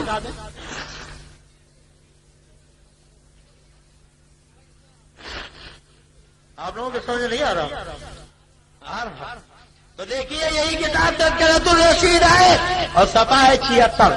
کون سا صفحہ ہے؟ دیکھیے لکھا، جب بغاوت و فساد کا قصہ فرو ہوا اور رحم دل گورنمنٹ کی حکومت نے انگریز کو کیا لکھا؟ رحم دل. اب اس سے زیادہ رحم دلی کیا ہوگی کہ علماء کی لاشوں کو چیل کوے سے درختوں پہ لٹکا کے نچوایا جا رہا ہے، مسجدوں میں گھوڑے باندھے جا رہے ہیں، مسلمانوں کا قتل عام ہو رہا. بہادر شاہ ظفر کے ناشتے کے لیے ان کے بیٹوں کا سر پیش کیا جا رہا ہے. علامہ کفایت علی شہید کو مراد آباد میں تختے دار پہ چڑھایا جا رہا ہے. اشفاق اللہ خان کو پھانسی فیض آباد میں دی جا رہی تھی اور حضرت علامہ فضل خیر آبادی کو جزیرے انڈمان بھیجا جا رہا. مگر یہ علماء دیوبند کیا کہتے ہیں کہ رحم دل گورنمنٹ کی حکومت نے دوبارہ غلبہ پایا. اب بولیے اس سے زیادہ رحم دلی کچھ ہوگی؟ یہ رحم دلی ہے یا ظلم و تشدد؟ لکھتے ہیں باغیوں کی سرکوبی شروع کی تو جن بزدل مرسلوں کو سوائے اس کے اپنی رہائی کا کوئی چارہ نہ تھا، جھوٹی سچی تہمتوں اور مخبری کے پیشے سے سرکاری خیر خواہ اپنے کو ظاہر کرے، انہوں نے اپنا رنگ جمایا اور ان گوشہ نشین حضرات پر بھی بغاوت کا الزام لگایا. یہ مخبری کی کہ تھانہ کے فساد میں اصل و اصول یہی لوگ تھے اور شاملی کی تحصیل پر حملہ کرنے والا یہی گروہ تھا. یعنی کہتے تھے ہمارے مولانا نے حملہ نہیں کیا تھا. اب صفحہ 79 کی عبارت سنو جس سے بالکل حق واضح ہو جائے گا، دودھ کا دودھ اور پانی کا پانی ہو جائے گا. دیکھیے یہ کہ دیکھیں ہر چند کی یہ حضرات حقیقتاً بے گناہ تھے. کیا مطلب؟ یعنی انہوں نے انگریزوں سے جہاد نہیں کیا تھا، 100% بے گناہ تھے، مگر دشمنوں کی یاوا گوئی نے ان کو باغی و مفسد و مجرم سرکاری خطابات ٹھہرا رکھا تھا. اس لیے گرفتاری کی تلاش تھی مگر اب تعالیٰ کی حفاظت برسر تھی، اس لیے کوئی آنچ نہ آئی. اور جیسا کہ آپ حضرات اپنی مہربان سرکار کے دلی خیر خواہ تھے. بولیے اب کچھ ڈھکا چھپا رہ گیا؟ بولیے کچھ رہ گیا؟ اب ان سے کہو کہ کتنی بڑی تہمت اپنے دیوبندی مولویوں پہ تم باندھتے ہو. کہتے ہو جنگ آزادی میں علماء دیوبند کا حصہ، علماء دیوبند کی قربانی، اور کتاب کہہ رہی ہے کہ یہ لوگ تو اپنی مہربان سرکار کے دلی خیر خواہ تھے. بولو جو خیر خواہ ہوگا وہ لڑائی کرے گا، بولو جنگ کرے گا. اور لکھتے تھے خالی خیر خواہ نہیں تھے، تعزیز یعنی زندگی بھر خیر خواہ یہ ثابت رہے. ہاں چند روز کی تفریق بین الاحباب مقدر تھی، وہ اٹھانی تھی تو اٹھائی، اور اس ضمن میں کرامات و خوارق و عادات غیبی حفاظت کے سامان اور سچائی ثابت ہونے کا اسباب ظاہر ہوئے. اور آگے لکھتے تھے حضرت امام ربانی قطب الارشاد مولانا رشید احمد قدس سرہ کو اس سلسلے میں امتحان کا بڑا مرحلہ طے کرنا تھا، اس لیے گرفتار ہوئے اور 6 مہینے حوالات میں رہے. آخر جب تحقیقات اور پوری تفتیش اور چھان بین قسم سے پھر نہایت ثابت ہو گیا کہ آپ پر جماعت مفسدین کی شرکت کا الزام محض الزام اور بہتان ہی بہتان ہے، اس وقت رہا کیے گئے. سمجھے کہ نہیں سمجھے؟ کچھ لوگوں نے کہا نہیں یہ لوگ بھی مجاہدین آزادی کے ساتھ، انہوں نے بھی انگریزوں کی مخالفت کی ہے، فتوی جہاد دیا تو پکڑ لیے گئے، 6 مہینہ جیل میں بند رہے. اور آخر جب تحقیق ہوئی تو کہتے ہیں تحقیق کے بعد سب الزام ثابت ہوا، بہتان ثابت ہوا اور وہ رہا کر دیے گئے اور بخیر و عافیت وطن معلوف کو واپس آ گئے. انگریز گورنمنٹ کو جب تحقیق ہوئی تو پتا چلا یہ تو ہمارے ایجنٹ ہیں، یہ ہمارے مخبر ہیں، یہ ہمارے تنخواہ دار ہیں، ان کو تو بلا وجہ مجھے گرفتار کیا گیا. ایک طرف علامہ ہے جو تختے دار پہ کھڑے ہیں اور کافر کے سامنے کہہ رہے ہیں میں نے جہاد کا فتویٰ دیا ہے, جان لینا چاہے تو لے لو, مجھے جزیرے انڈمان بھیجنا چاہے تو بھیجو, پھانسی کا پنڈا گلے میں ڈالنا چاہے تو ڈالو. اور دوسری طرف یہ کہتے ہیں ارے تحقیق کر لو, میں نے جب کبھی انگریز کی مخالفت نہیں کی ہے تو تمہاری گرفتاری سے کیا ہوتا ہے, ہم کو تو رہا ہو ہی جانا ہے. اور پھر دنیا نے دیکھا کہ یہ رہا ہو گئے اور جو الزام تھا وہ الزام رہا. وہ اب پتا چلا یہ علماء دیوبند ہیں جنہوں نے انگریزوں کی مخبری کی ہے, انگریزوں کی ایجنٹی کی ہے, انگریزوں سے تنخواہ لیا ہے, انگریزوں کی حمایت میں مجاہدین سے جنگیں کی ہے, انگریزوں کے خلاف انہوں نے کبھی تلوار نہیں اٹھائی.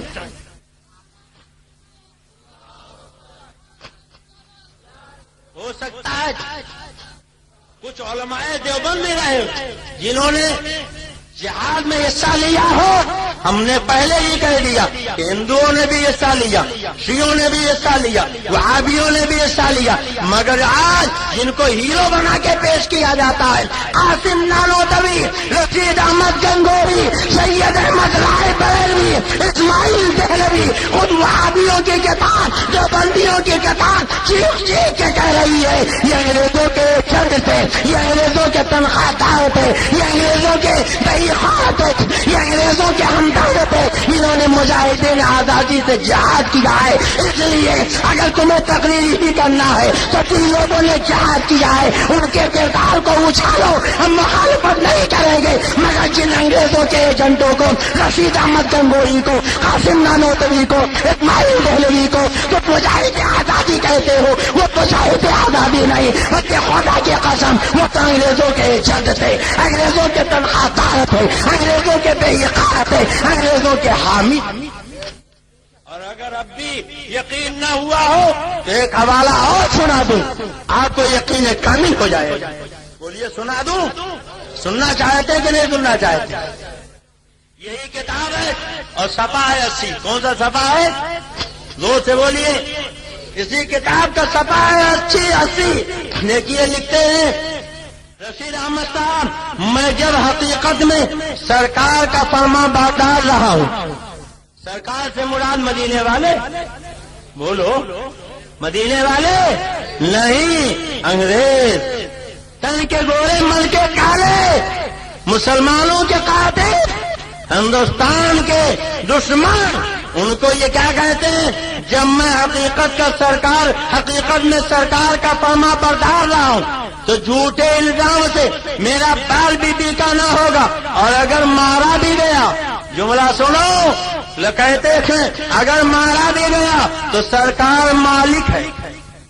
معاذ اللہ, دوست سے کہیے معاذ اللہ. سرکار یعنی انگریز مالک ہے, اسے اختیار ہے, یعنی انگریز مالک بھی ہے, مختار بھی ہے, اور جو چاہے کرے. 3 جملے ذہن میں رکھیے. انگریزوں کے لیے کیا کہہ رہے ہیں؟ یہ ان کے امام ربانی کہ انگریز مالک بھی ہے, انگریز مختار بھی ہے, انگریز جو چاہے کرے, انگریز سرکار ہے. اور کہتے ہیں اپنا تو بال برابر بھی فکر نہ تھا, البتہ جب مفارقت کا احباب کا سما بن جاتا تو آپ کی زبان پہ یہ قطع آ جاتا. اب آپ ذرا غور کریں, میں کتنی بات بتائی. انہوں نے کہا انگریز سرکار ہے, انگریز مالک ہے, انگریز مختار ہے, اور اگر مارا گیا تو بال برابر بھی فکر نہیں. انگریزوں کی ایجنٹی میں مارے جائیں, انگریزوں کی چاپلوسی میں مارے جائیں, انگریزوں کی حمایت میں مارے جائیں تو کہتے ہیں بال برابر فکر نہیں ہے. اب آپ ذرا غور کریں اور سوچیں. کہتے ہیں انگریز مالک و مختار ہے, جو چاہے کرے. اور اسی کتاب کے صفحہ 85 پہ لکھا. ایک مرتبہ لوگوں نے پوچھا رشید احمد تم نے مفسدوں کا ساتھ دیا اور فساد کیا. آپ جواب دیتے ہیں ہمارا کام فساد نہیں, نہ ہم مفسدوں کے ساتھی. کبھی دریافت ہوتا تم نے سرکار کے مقابلے میں ہتھیار اٹھائے, آپ اپنی تصویر کی طرف اشارہ کرتے, ہمارا فرماتے ہمارا ہتھیار تو یہ ہے. کبھی حاکم دھمکاتا ہم تم کو پوری سزا دیں گے, انگریز کہتا ہم تم کو سزا دیں گے. آپ فرماتے کیا مذائقہ ہے مگر تحقیق کر کے, یعنی سیاں بہے کوتوال تو پھر ڈر کاہے کا. انگریز کہتا تھا تم فسادی ہو, کہتے تھے ہم فسادی نہیں ہیں, کہتے تھے تم نے سرکار کے مقابلے میں ہتھیار اٹھایا؟ کہا کبھی نہیں. کہا تمہیں سزا دیں گے؟ کہا کوئی مطالبہ نہیں مگر تحقیق کر کے. یعنی جانتے تھے جب تحقیق کریں گے تو پتا چلے گا ہم انگریزوں کے مخالف نہیں مخبر ہے، ہم انگریزوں کے باغی نہیں دوست ہیں، ہم انگریزوں کے دشمن نہیں حمایتی ہے، ہم انگریزوں کے وہی خواہ ہیں. اور اگر تحقیق کریں گے تو ہماری وفاداری ثابت ہوگی. اس لیے چاہے جتنا تحقیق کرو ہمیں گھر کس بات کا ہے. علامہ فضل ہے تو دریائے علامہ فضل ہے تو کالا پانی کے سزا برداشت کرتے ہیں. بہادر شاہ تھا تو تختے پہ ان کے بیٹوں کو شہید کیا جاتا ہے کہ قائد علی شہید ان کو شہید کیا جاتا ہے. مگر یہ اطمینان سے بیٹھے ہیں کہ ہمیں کچھ نہ ہوگا، اس لیے کہ ہم تو زندگی بھر انگریز کے وفاداری کرتے رہے. کیوں ہمیں انگریز کا دشمن کہتے ہو؟ کاہے تو کہتے ہو؟ اب مجھے بتاؤ جو زندگی بھر انگریزوں کی ایجنٹ کرے اگر انہیں وفادار ثابت کیا جائے تو مفتی اعظم کے غلاموں کو، جماعت رضائے مصطفیٰ والوں کو، یہ جو مفتی اعظم کے ماننے والوں کو تکلیف ہوگی کہ نہیں ہوگی؟ ان کو بتائیں کہ رشید احمد گنگوہی، اسماعیل دہلوی، سید احمد رائے بریلوی، قاسم نانوتوی یہ مجاہد آزادی نہیں بلکہ انگریزوں کے ایجنٹ ہیں. انہوں نے انگریزوں سے جہاد نہیں کیا بلکہ مجاہدین آزادی سے انہوں نے جنگ کیا ہے اور یہ مجاہدین آزادی کے مخالف رہے. انہیں انگریزوں کی طرف سے حمایت حاصل نہیں، انگریزوں کی طرف سے وظیفہ. اور اگر اجازت دیجیے تو ایک بڑی تلخ عبارت سنا. بولیے سنا دو؟ سننا چاہتے؟ میں نے کہا تھا 3 جملے یاد رکھیے گا، 3 جملے یاد رکھیے. کیا وہ بھیا جا رہے ہیں؟ کہا ارے بڑی محنت سے میں بول رہا ہوں، جائیے نہیں. یہ دیکھیے 87 کی عبارت میں نے سنایا کہ جب میں حقیقت میں سرکار کا فرما بردار رہا ہوں تو جھوٹے الزام سے میرا بال بھی بیکا نہ ہوگا. اگر مارا بھی گیا، جملہ یاد رکھیے، مولوی رشید احمد گنگوہی جنہیں مجاہد آزادی کہتے، وہ کہتے ہیں اگر مارا بھی گیا تو سرکار مالک ہے. یعنی انگریز کا نام نہیں لیتے، سرکار کہتے. کیا کہتے ہیں؟ زور سے بولو. سرکار مالک ہے، اسے اختیار ہے، جو چاہے کرے. انگریز سرکار ہے، انگریز مالک ہے، انگریز مختار ہے، انگریز جو چاہے کرے. کتنی باتیں کہیں؟ زور سے بولیے. انگریز کیا ہے؟ سرکار. بولیے کیا ہے؟ انگریز مالک ہے، انگریز مختار ہے، انگریز جو چاہے وہ کرے. مگر یہ دیکھو ایک کتاب ہے تقویۃ الایمان. کون سی کتاب ہے؟ زور سے بولیے. تقویۃ الایمان. یہ کتاب مولوی اسماعیل دہلوی نے لکھی، علی میاں نے حاشیہ چڑھایا اور ندوہ کے نصاب میں یہ کتاب شامل. جب تک پڑھا نہیں دی جاتی فضیلت کی ڈگری نہیں دی جاتی. اور اسی کتاب کا صفحہ ہے 89. کون سا صفحہ ہے؟ زور سے بولیے. 89. دیکھو کیا لکھا، جس کا نام محمد یا علی ہے وہ کسی چیز کا مختار نہیں. معاذ اللہ. زور سے بولو معاذ اللہ. سارا منا بولے معاذ اللہ. اب دیکھو جس کا کہاں بولتے ہیں، جن کا کہاں بولتے ہیں. اگر کسی اپنے سے بڑے کا نام لینا ہو تو جن کا بولیں گے. مثلا ہم حضرت علامہ مفتی واجد علی صاحب کا نام لینا چاہیں تو کہیں گے جن کا نام مفتی واجد علی. یہ ہم سے عمر میں بڑے، علم میں بڑے، فضل میں بڑے، کمال میں بڑے. جب کسی کو اپنے سے بڑا بتانا ہو تو بولو کیا بولو گے؟ جن کا. بولو کیا بولو گے؟ اور اگر عبداللطیف کا نام لینا چاہیں تو ہم سے عمر میں چھوٹے، ہم کہیں گے جس کا نام عبداللطیف ہے. تو گویا کسی کو اپنے سے چھوٹا بتانا ہو تو کیا بولیں گے؟ زور سے بولیے. جس کا. اب دیکھو ظالم نبی کے اختیار کا انکار کرتا تھا اور جن کا نہیں لکھتا، جس کا لکھتا ہے. یعنی جن جملوں میں اختیار کا انکار کیا اس میں توہین ہے مدینے والے آقا کی. اب دیکھو اپنے انگریز گورنمنٹ کا نام لکھا تو نام نہیں لکھا، سرکار لکھا کہ سرکار مالک ہے، سرکار مختار ہے. اور مدینے والے سرکار کا نام لکھا تو جن کا نہیں لکھا، لکھا جس کا نام محمد یا علی ہے. اور پھر ذرا کہنے دیجیے 1000 بار بچویم جہاں دے مجھ کے گلا حضور نام تو گفتن کمال بے عربیت ہم ہزاروں مرتبہ مجھ کو گلاب سے کنیاں کریں پھر بھی اے اللہ کے پیغمبر اگر آپ کا نام لیں تو کمال بے عربیت ہے. نبی کا مقام تو یہ ہے کہ پورا قرآن آپ پڑھا لیے. اللہ تعالیٰ نے اپنے نبی کو یاد کیا تو کہیں یا محمد کہہ کے نہیں یاد کیا ہے. جب اللہ نے اپنے نبی کو یاد کیا ہے چہرے پہ زلفیں ہٹائی وہ دعا کہہ دیا, چہرے پہ زلفیں بکھیری وہ لیلا سجا فرما دیا, کالا کمبل اوڑھا یا المسلم فرما دیا, چادر نے بیٹی یا متصل فرما دیا. اور اللہ نے جب اپنے نبی کو یاد کیا ہے تو کہیں یا نبی کہا, کہیں یا رسول کہا, کہیں نور مبین کہا, کہیں رحمت للعالمین کہا. ذرا سوچو یہ خدا نے پیدا کیا ہے وہ اپنے نبی کو یاد کرتا ہے تو کس محبت سے یاد کرتا ہے. یا نبی انا رسولنا کا شاید شرف و نذیرا داعی اللہ بے و سراجا منیرا. ایک مالے گاؤں کے غیور مسلمانوں یہ دیکھو تمہارے آقا ہے, تمہارے پیغمبر ہے, تمہارے نبی ہے. ان کا خدا جس نے پیدا کیا ہے وہ اپنے نبی کو یا محمد کہہ کے نہیں پکارا تھا, چہرے سے زلفیں ہٹائی وہ دعا کہہ کے پکارا اور لیلا سجا کہہ کے یاد کیا. رحمت للعالمین کہا, نور مبین کہا, طٰہٰ کہا, یاسین کہا, بشیر النذیر کہا, سراج المنیر کہا, داعی کہا, رحمت للعالمین کہا. مگر یہ امتی کہلانے والا ساری خدائی کے آقا کا نام لکھتا ہے, جماعت نہیں لکھتا, سیدھے لکھتا ہے. جس کا نام محمد علی ہے وہ کسی چیز کا مالک کو محتاج نہیں. مالے گاؤں والے یا تم مصطفیٰ کی توہین نہیں, جس پیغمبر کا تم کلمہ پڑھتے ہو اس نبی کی توہین ہے. اور وفادار امتی کا کلیجہ طرف جانا چاہتا.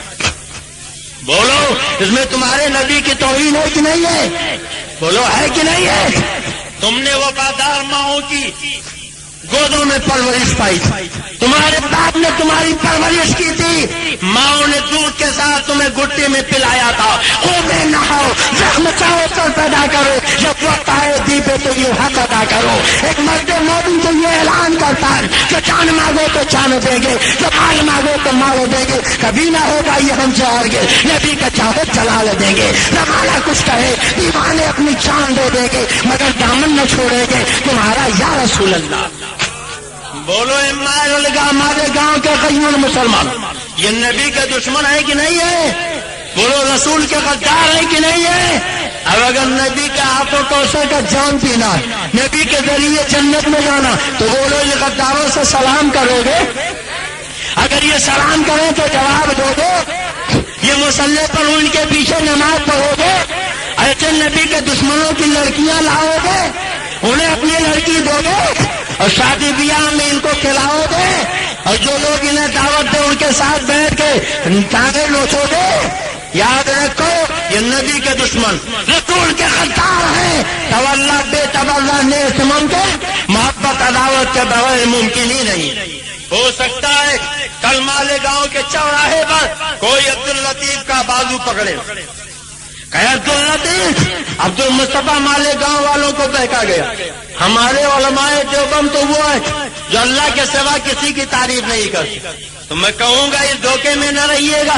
یہی کتاب تقویۃ الایمان ہے, ٹائٹل پیج آپ دیکھیں اپنے مولانا کا نام لکھا تو لکھتے ہیں مجاہد اسلام عالم ربانی مولانا شاہ اسماعیل شہید رحمت اللہ علیہ, حضرت مولانا سید ابو الحسن علی ندوی. حضرات کلیجے پہ ہاتھ رکھ کے سوچو, اپنے مولانا کا نام لکھا تو کتاب ایک ہی ہے, مجاہد اسلام بھی لکھ رہے, عالم ربانی بھی لکھ رہے, مولانا شاہ بھی لکھ رہے, شہید رحمت اللہ علیہ بھی لکھ رہے, حضرت مولانا سید بھی لکھ رہے, اور خدا کے محبوب کا نام لکھا, طٰہٰ و یاسین کا نام لکھا, مزمل و مدثر کا نام لکھا, بشیر و نذیر کا نام لکھا, نور مبین کا نام لکھا, محبوب رب العالمین کا نام لکھا, تو جناح نہیں لکھا, سیدھے لکھ دیا جس کا نام محمد یا علی ہے وہ کسی چیز کا محتاج نہیں. بولو پہلے گاؤں تو مسلمانوں اس سے بڑی گستاخی کچھ ہو سکتی ہے؟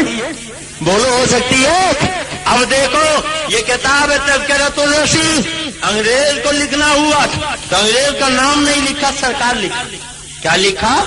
سرکار لکھا, اور لکھا انگریز مختار ہے, اور مدینے والی سرکار کا نام لکھا تو جناب تک نہیں لکھا, نام کے بعد کچھ نہیں لکھا. مولا علی کے نام کے پہلے کچھ نہیں لکھا، نام کے بعد کچھ نہیں لکھا، سیدھے لکھا جس کا نام محمد یا علی ہے وہ کسی چیز کا مختار نہیں۔ انگریز کو لکھا مالک بھی ہے، انگریز مختار بھی ہے، انگریز جو چاہے کرے، اور مدینے والے آقا نہ مالک ہے نہ مختار ہے نہ کچھ کر سکتے ہیں۔ اب مجھے بتاؤ کہ جس کا کھاتا اسی کا گاتا ہے، ہم مدینے والے کا کھاتے ہیں تو مدینے والے کو مالک بھی کہتے ہیں، مختار بھی کہتے ہیں، اور تم نے انگریزوں کا کھایا ہے تو انگریزوں کو سرکار بھی کہتے ہو، انگریزوں کو مالک بھی کہتے ہو، انگریزوں کو مختار بھی کہتے ہو، انگریزوں کے لیے کہتے ہو جو چاہے کرے ہمیں کہنے دو، انگریزوں کی ملکیت تمہیں مبارک ہو، انگریزوں کی مختاری تمہیں مبارک ہو، ہم مدینے والی سرکار ہمیں۔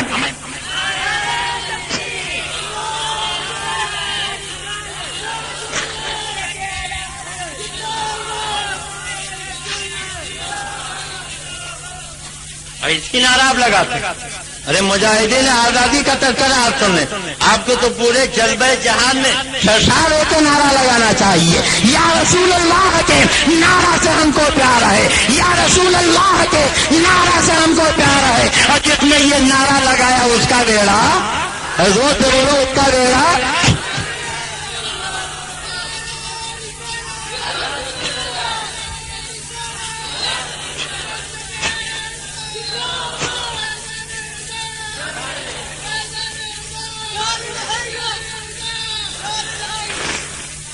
کیا لکھا؟ جس کا نام محمد علی ہے وہ کسی چیز کا مختار نہیں۔ اور یہی کتاب تقویت الایمان ہے، صفحہ 126 ہے۔ کون سا صفحہ ہے؟ وہ سے بولیے 126 لکھتا ہے اسماعیل دہلوی، یہ ندوہ کے نصاب کی کتاب ہے۔ پوری ذمہ داری سے بول رہا ہوں، جانے کی ضرورت نہیں ہے، اگر ایک جملہ بھی غلط بولوں تو عبد المصطفیٰ کی کلائی تھام لو۔ میں آئینہ ہوں، دکھاؤں گا داغ چہرے کے، جسے خراب لگے سامنے سے ہٹ جائے اور کہنے دیجئے ڈوبتی ہوئی آنکھوں کو برا لگتا ہے سورج، ڈوبتی ہوئی آنکھوں کو برا لگتا ہے سورج، اور بیمار زبانوں کو برا لگتا ہے پانی۔ جسے ملیریا کا بخار ہو جائے بولو اسے پانی اچھا لگے گا، دودھ اچھا لگے گا، کہے گا آنکھ تو بڑا کروا، بولو کہے گا کہ نہیں؟ تو جس کے عقیدے میں بخار آ جائے، ایمان میں بخار آ جائے، اسے یہ باتیں اچھی لگیں گی۔ دیکھو کیا لکھا صفحہ 126 پر کہ سارا کاروبار جہان کا اللہ ہی کے چاہنے سے ہوتا ہے، رسول کے چاہنے سے کچھ نہیں ہوتا۔ معاذ اللہ، زور سے بولو معاذ اللہ، سارا مجمع بولو معاذ اللہ۔ یہ دیکھو لکھا صاف صاف، رسول کے چاہنے سے کچھ نہیں ہوتا۔ اور تذکرۃ الرشید کے صفحہ کون سا صفحہ ہے؟ 80۔ کون سا صفحہ ہے؟ 80 پہ کیا لکھا کہ دیکھو یہ لکھتے ہیں کہ سرکار مالک ہے، اسے اختیار ہے جو چاہے کرے، رسول کے چاہنے سے کچھ نہیں ہوتا، اور انگریز جو چاہے کرے۔ معاذ اللہ، زور سے بولو معاذ اللہ، سارا مجمع بولو معاذ اللہ۔ کہتے ہیں سرکار کے چاہنے سے کچھ نہیں ہوتا، انگریز جو چاہے کرے۔ میں نے کہا تھا 4 باتیں یاد رکھیے۔ کتنی باتیں؟ ایک تو یہ کہ انگریز کو سرکار کہا، نبی کے نام کے پہلے جناب تنگا لگایا۔ دوسرے یہ کہ نبی کے مالک ہونے کا اختیار کیا، اسی کتاب میں لکھا اللہ کے سوا کسی کو مالک نہ جانیو۔ اور دوسرے یہ کہ جس کا نام محمد یا علی وہ کسی چیز کا مختار نہیں، یعنی نبی کو لکھا مالک بھی نہیں، نبی کو لکھا مختار بھی نہیں، نبی کو سرکار جناب تک نہیں لکھا، تو نبی کے لیے سرکار بھی نہیں، نبی کے لیے جناب بھی نہیں، نبی کے لیے مالک بھی نہیں، نبی مختار بھی نہیں، اور لکھا رسول کے چاہنے سے کچھ نہیں ہوتا، مگر انگریز سرکار بھی ہے، انگریز مالک بھی ہے، انگریز مختار بھی ہے، انگریز جو چاہے وہ کرے۔ اب بول رہے مالے گاؤں والوں، اس سے زیادہ اور رسول دشمنی کی کوئی مثال ہوگی؟ بولو ہوگی؟ کہتے ہیں انگریز مالک ہے جو چاہے کرے، انگریز کو تو یہ اختیار، وہ چاہے سیاہ کرے یا سفید، چاہے وہ زندہ رکھے یا مارے، تو انگریز تو مالک بھی ہے، مختار بھی ہے، اور مدینے والے آقا کو کوئی اختیار نہیں۔ صاف صاف لکھ دیا رسول کے چاہنے سے کچھ نہیں ہوتا۔ ہمیں کہنے دیجیے، ہمارا عقیدہ تو یہ ہے، ہمارے امام نے ہم کو بس یہ دیا کہ ہمارے نبی وہ چاہتے ہی نہیں جو خدا نہ چاہے۔ ارے کہہ دو سبحان اللہ، تم کہتے ہو سارا کاروبار جہان کا اللہ ہی کے چاہنے سے ہوتا، رسول کے چاہنے سے کچھ نہیں ہوتا. اور اعلیٰ حضرت کہتے تھے کہ ہمارے رسول وہ چاہتے ہی نہیں جو خدا نہ چاہے. نبی تو وہی چاہتے ہیں جو خدا چاہتا ہے، اور خدا وہی چاہتا ہے جو اس کا مصطفیٰ چاہتا ہے. خدا کی رضا چاہتے ہیں دو عالم، اور خدا چاہتا ہے رضائے محمد. میں تو مالک ہی کہوں گا کہ مالک کے حبیب یعنی محبوب وہی میں نہیں میرا پیار. سنو، اللہ کے نبی وہ چاہتے ہی نہیں جو ان کا خدا نہ چاہے. کیسے؟ اگر اجازت دیجیے تو بتا دوں. بولیے بتا دوں. سننا چاہتے؟ انہوں نے انگریز کو مالک مانا، انگریز کو مختار مانا، انگریز کو مانا کہ وہ جو چاہے کرے، مگر مدینے والے کے چاہنے سے کچھ نہیں ہوتا. اور چاہنے سے کیا ہوتا، کیسے ہوتا، کتنا ہوتا؟ اجازت دیجیے تو بتا دوں. سننا چاہتے؟ چلے تو نہیں جائیں گے. کتنے لوگ چلے جائیں گے؟ کوئی نہیں آئے گا. سنیں گے؟ اچھا ایک بات بتائیے، آپ کے مالیگاؤں کی مسجدوں میں اذان ہوتی ہے؟ سنیے آپ نے، فجر سے پہلے اذان ہوتی ہے، ظہر اثر مغرب عشاء سے پہلے. ارے بولیے ہوتی ہے کہ نہیں ہوتی؟ بولو ہوتی ہے کہ نہیں؟ سنیوں کے مسجدوں میں بھی، وہابیوں کے مسجدوں میں بھی. اور میں تو لکھنؤ میں رہتا ہوں، آئے دن تقریر ہوتی رہتی ہے، وہاں بھی کتاب دکھا کے تقریر کرتا ہوں. یہی تقویت الایمان نظرہ کے نصاب کی کتاب، وہاں کے مسجد میں بھی آتا. اور مکہ شریف مدینہ شریف گیا تو میں نے دیکھا وہاں کی مسجدوں میں بھی آتا. دبئی 4 مرتبہ تقریر کے لیے گیا، الحمدللہ وہاں بھی دیکھا کہ نماز سے پہلے اذان. بولو ہوتی ہے کہ نہیں؟ فجر سے پہلے اذان، ظہر سے پہلے اذان، عصر سے پہلے اذان، مغرب سے پہلے اذان، عشاء سے پہلے اذان. ہر جگہ جہاں نماز، مسجد میں نماز سے پہلے اذان. بولو کیا ہے؟ تم کہتے ہو سب اللہ ہی کے چاہنے سے ہوتا، رسول کے چاہنے سے کچھ نہیں ہوتا. تو ذرا قرآن میں دکھاؤ کس پارے میں اللہ نے کہا فجر سے پہلے اذان دو، ظہر سے پہلے اذان دو، عصر سے پہلے اذان دو، مغرب سے پہلے اذان دو، عشاء سے پہلے اذان دو. قیامت آ جائے گی مگر پورے قرآن میں کہیں اذان نہیں دکھا سکتے. اللہ نے اذان کا حکم ہی نہیں دیا ہے. تم کہتے ہو سب اللہ کے چاہنے سے ہوتا ہے، رسول کے چاہنے سے کچھ نہیں ہوتا ہے. تو اذان دینا بند کرو، فجر کی اذان بند کرو، ظہر کی اذان بند کرو، عصر کی اذان بند کرو، مغرب کی اذان بند کرو، عشاء کی اذان بند کرو. اس لیے کہ اذان کا حکم اللہ نے نہیں دیا ہے. ہو سکتا ہے کل کوئی کہے اگر اللہ نے حکم نہیں دیا مگر رسول اللہ نے تو حکم دیا ہے. ہم کہیں گے تم نے کہا ہے رسول کے چاہنے سے کچھ نہیں ہوتا. تو اعلیٰ حضرت کے غلام اذان دے کے نماز پڑھے.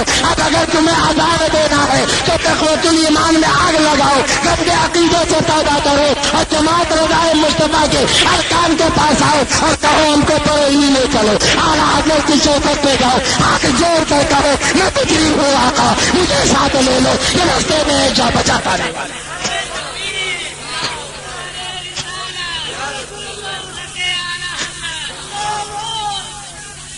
اگر اذان دینا ہے تو اپنے گندے عقیدے سے توبہ کرنا پڑے گا، تقویت الایمان میں آگ لگانی پڑے گی، اعلیٰ حضرت کا مسئلہ قبول کرنا پڑے گا. ورنہ بولو اذان دینے کا حق ہے؟ بولیے ہے؟ اذان کا حکم کس نے دیا؟ رسول اللہ نے. بولو کس نے دیا؟ اذان کس کے چاہنے سے دی جاتی ہے؟ اور لکھتے ہیں رسول کے چاہنے سے کچھ نہیں ہوتا. اور ایک بات بتائیے، نماز آپ پڑھتے ہو؟ بولیے پڑھتے ہو؟ فجر میں کتنی رکعت، ظہر میں، مغرب میں، عشاء میں؟ تو اب ایک بات بتاؤ، کہیں قرآن میں اللہ نے کہا فجر میں 4 پڑھو، ظہر میں 12 پڑھو، عصر میں 8 پڑھو، مغرب میں 60 پڑھو، عشاء میں 17 پڑھو؟ پورے قرآن میں کہیں نہیں. اللہ نے کہہ دیا اقیموا الصلاۃ، نماز قائم کرو، وارکعوا مع الراکعین، رکوع کرنے والوں کے ساتھ جھک جاؤ. مگر اللہ نے یہ نہیں کہا فجر میں کتنی رکعت پڑھو، ظہر میں کتنی رکعت پڑھو، عصر مغرب عشاء میں کتنی رکعت پڑھو، کھڑے ہو تب کیا پڑھو، رکوع سجدے میں جاؤ تب کیا پڑھو. نماز کا یہ مکمل طریقہ اور نماز کی یہ مکمل ترتیب پورے قرآن میں تفصیل سے کہیں نہیں ہے. اللہ نے کہہ دیا نماز پڑھو. اے میرے مولا کیسے نماز پڑھے؟ تو نبی فرماتے تھے اللہ نے کہہ دیا نماز پڑھو، مگر نماز پڑھنا ہے تو صلی کما رأیتمونی وصلی، نماز ایسے پڑھو جیسے مجھے پڑھتا ہوا دیکھو. یعنی نہیں جیسے میں چاہوں ویسے پڑھو، جب میں چاہوں تب پڑھو، جتنا میں چاہوں اتنا پڑھو، جو میں چاہوں وہ پڑھو، اور جس طریقے سے میں چاہوں اس طریقے سے پڑھو۔ تم کہتے ہو رسول کے چاہنے سے کچھ نہیں ہوتا، قیامت آ جائے گی مگر تم رسول کی مرضی چھوڑ کر 2 رکعت نماز نہیں پڑھ سکتے۔ اب اگر نماز پڑھنا ہے تو نبی کے دامن میں پناہ لینی پڑے گی اور کہنا پڑے گا میں تکلیف ہوں آقا، مجھے ساتھ لے لے، یہ رستے میں ہے جا بجا پانے والے۔ اچھا بات اور بتائیے، آپ کے ہمارے گاؤں کی مسجدوں میں جمعہ کی نماز میں خطبہ ہوتا ہے؟ سر نہ ہلائیے، زبان ہلائیے، ارے زور سے بولیے، کچھ آپ بھی تو بولیے۔ خطبہ ہوتا ہے اور عید بقرعید میں آپ سنتے ہو کہ بھاگ جاتے ہو؟ سننا واجب ہے، واجب ہے، سننا چاہیے۔ تو آپ سنتے ہو؟ بات بتاؤ، خطبہ کا حکم قرآن میں ہے؟ اللہ نے کہا ہے کہ جمعہ سے پہلے خطبہ دو، عید بقرعید کے بعد خطبہ دو۔ حضرت مفتی صاحب قبلہ سے پوچھیے تو فرمائیں گے خطبہ کا حکم اللہ نے نہیں دیا، ہاں البتہ اتنا ضرور قرآن میں ملتا ہے۔ ایک مرتبہ میرے سرکار خطبہ دے رہے تھے، کچھ لوگ اٹھ کے چلے گئے، قافلہ آیا تھا تو اللہ نے تنبیہ فرمائی کہ خطبہ چھوڑ کے مت جایا کرو۔ ہم کہیں گے میرے مولا جب تو نے خطبہ کا حکم ہی نہیں دیا ہے تو یہ لوگ اٹھ کے چلے گئے تھے، انہیں تنبیہ کیوں کی جا رہی ہے؟ تو جواب ملے گا اگرچہ میں نے حکم نہیں دیا مگر میرے محبوب نے تو حکم دیا ہے۔ جیسے میری بات نہ ماننے والا مجرم آئے کہیں کہ میرے نبی کی بات نہ مانے وہ بھی مجرم ہے۔ پتا چلا خطبہ کا حکم رسول اللہ نے دیا ہے مگر جن لوگوں نے نہیں سنا اللہ کی بارگاہ میں مجرم ہوئے، معذور ہوئے، گویا خدا نے ذہن دے دیا ہے اے میرے بندو، ارے جو میں چاہوں وہ بھی کرو اور جو میرا نبی چاہے وہ بھی کرو۔ اگر میرا چاہا نہ کرو گے تو مجرم ہوگے اور نبی کا چاہا نہ کرو گے تو بھی میری بارگاہ میں مجرم ہو۔ تو جو لوگ یہ کہتے ہیں نبی کے چاہنے سے کچھ نہیں ہوتا، بولو انہیں خطبہ دینا چاہیے۔ اب غیر مقلدوں سے کہو خطبہ بند کریں، وہابیوں سے کہو خطبہ بند کریں، دیوبندیوں سے کہو خطبہ بند کریں، جماعتیوں سے کہو خطبہ بند کریں، ندویوں سے کہو خطبہ بند کریں، اس لیے کہ تم نے کتاب میں لکھا رسول کے چاہنے سے کچھ نہیں ہوتا۔ اچھا ایک بات اور بتائیے، آپ کے ہمارے گاؤں میں لوگ موت ہوتی ہے، لوگ مرتے کہ نہیں مرتے؟ ہمارے گاؤں میں مرتے ہیں، مرتے ہیں؟ کیا صحیح کہہ رہے ہیں کہ غلط کہہ رہے ہیں؟ بولو مرتے ہیں، مرتے ہوئے آپ نے دیکھا ہے؟ اچھا خالی سنی مرتے ہیں کہ وہابی بھی مرتے ہیں؟ وہابی بھی مرتے ہیں۔ تو مرنے کے بعد کیا ہوتا ہے؟ 2 طریقے، ایک تو یہ کہ نہلایا جائے، دھلایا جائے، کفنایا جائے اور چارپائی پہ لٹایا جائے، پھولوں کے سیج میں بسا دیا جائے، اور ایک یہ کہ چٹھی پہ لٹا کے رسی سے جکڑ دیا جائے۔ اب یہ تو اپنا اپنا نصیبہ، کوئی کس کے جاتا ہے، کوئی پھولوں میں بس کے جاتا ہے۔ صحیح ہے کہ غلط؟ بولیے صحیح ہے کہ غلط؟ تو ہم تو الحمدللہ پھولوں میں بس کے جاتے ہیں، کچھ لوگ کس کے جاتے ہیں۔ اچھا جناب پھولوں میں بسایا گیا تو لے جا کے آپ نے دفن کر دیا، پہلے نماز جنازہ پڑھی، بولو پڑھتے ہیں کہ نہیں پڑھتے؟ بولیے پڑھتے ہیں کہ نہیں؟ اور نماز جنازہ پڑھنا کیا ہے؟ فرض کفایہ۔ کیا ہے؟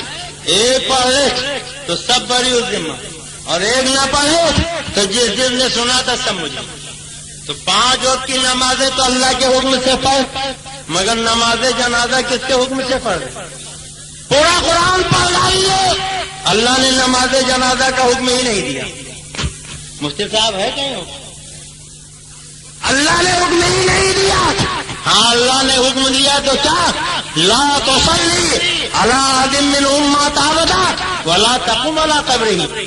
جب بے ایمان یعنی یہ وہابی دیوبندی رافضی قادیانی نبی کے دشمن مر جائیں تو لا تصلی علی احد منهم مات ابدا، ان میں سے کسی کی نماز جنازہ مت پڑھنا، ولا تقم علی قبره، ان نبی کے غداروں کے قبر پہ کھڑے مت ہونا۔ گویا اللہ نے جنازہ کا حکم تو نہیں دیا مگر نبی کے غداروں کی نماز جنازہ پڑھنے سے روکا ضرور ہے، ان کے قبر پہ جانے سے منع ضرور کیا ہے۔ اللہ کہہ رہا ہے اے میرے نبی کے وفاداروں، تم نبی کے غداروں کی نماز جنازہ مت پڑھنا، نبی کے دشمنوں کے قبر پہ مت جانا۔ اب مالے گاؤں والوں بولو جو نبی کے غدار ہیں ان کی نماز جنازہ پڑھو گے؟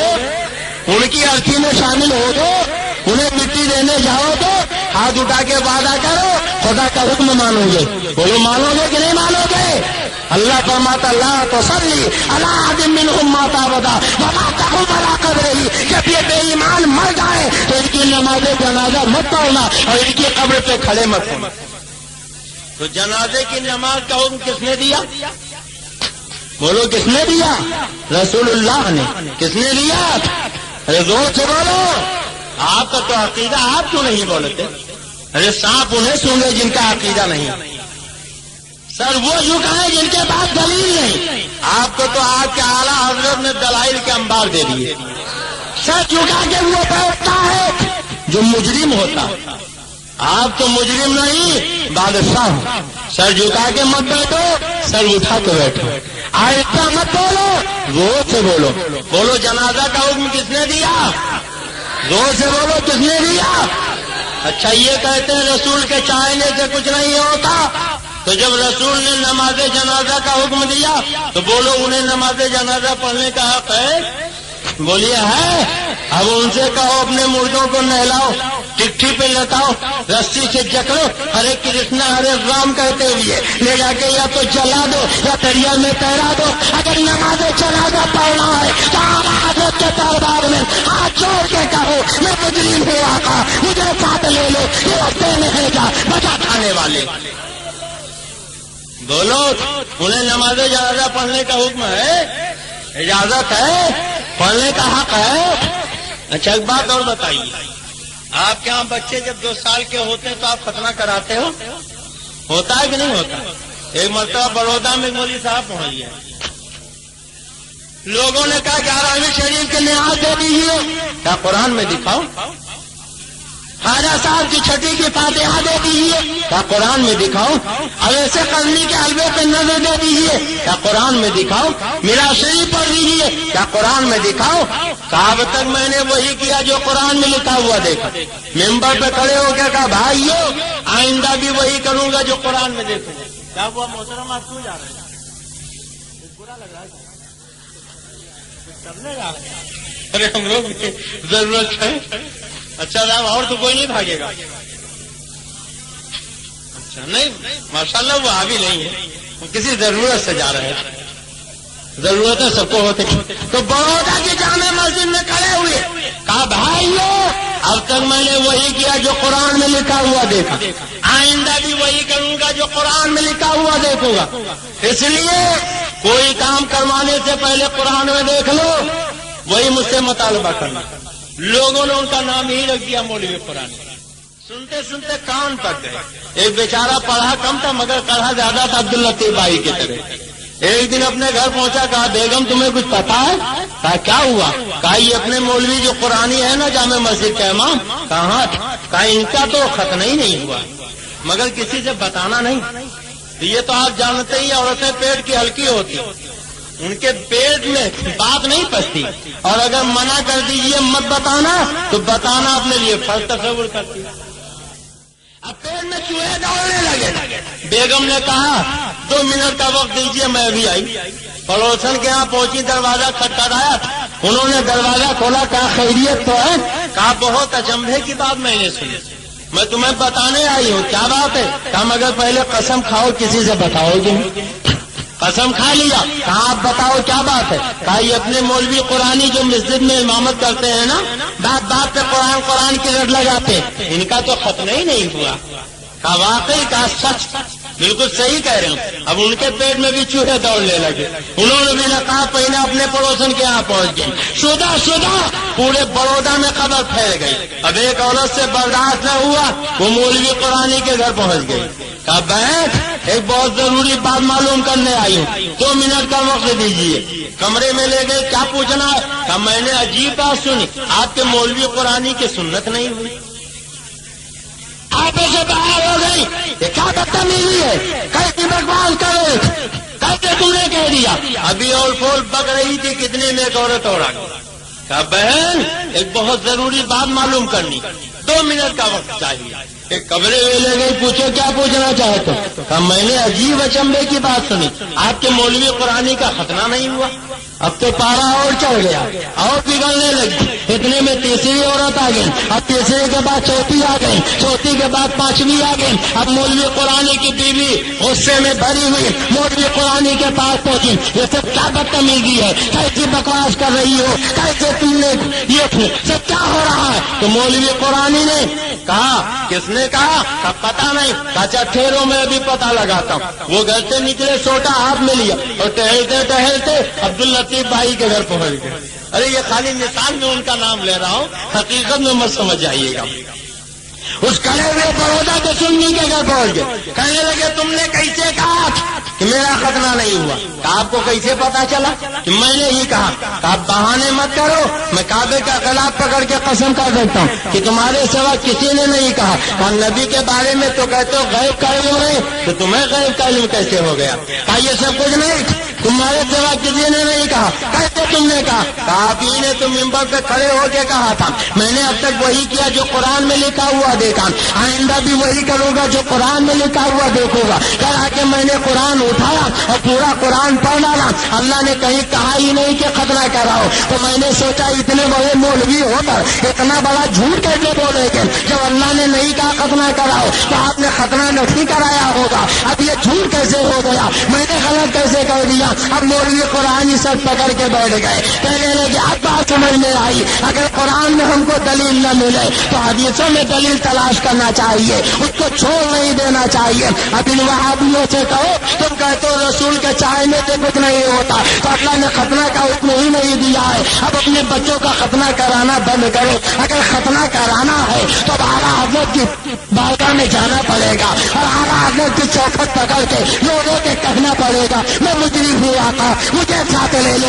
یہ رستے میں ہے جا بجا کرنے والی۔ تو بولو، اذان دی جاتی ہے رسول کے چاہنے سے، کس کے چاہنے سے؟ نماز کا مکمل طریقہ رسول نے دیا، خطبہ کا حکم اللہ کے نبی نے دیا، نماز جنازہ کا حکم اللہ کے نبی نے دیا، ختنہ کا حکم اللہ کے نبی نے دیا۔ اب جن کا یہ عقیدہ ہے کہ رسول کے چاہنے سے کچھ نہیں ہوتا، انہیں چاہیے اپنی مسجدوں میں اذان بند کریں، نماز پڑھنا بند کریں، اذان خطبہ دینا بند کریں، ختنہ کرانا بند کریں، نماز جنازہ پڑھنا بند کریں، اور اگر نہیں بند کرنا ہے تو تقویت الایمان کو ہمارے گاؤں کے چوراہے پر رکھ کے آگ لگاتے اور یہ اعلان کر دیں ہم تقویت الایمان کو چلاتے ہیں، گندے عقیدے سے توبہ کرتے ہیں، کفری باتوں سے رجوع کا توبہ کرتے ہیں اور اعلیٰ حضرت کا مسئلہ قبول کرتے ہیں، اور یہ اعلان کر دیں میں مجرم ہوں آقا، مجھے ساتھ لے لو، یہ رستے میں ہے جا بجا کرنے والا۔ مالک بھی ہے، مختار بھی ہے، جو چاہے کرے، اور رسول کے چاہنے سے کچھ نہیں ہوتا۔ معاذ اللہ، زور سے بولو معاذ اللہ۔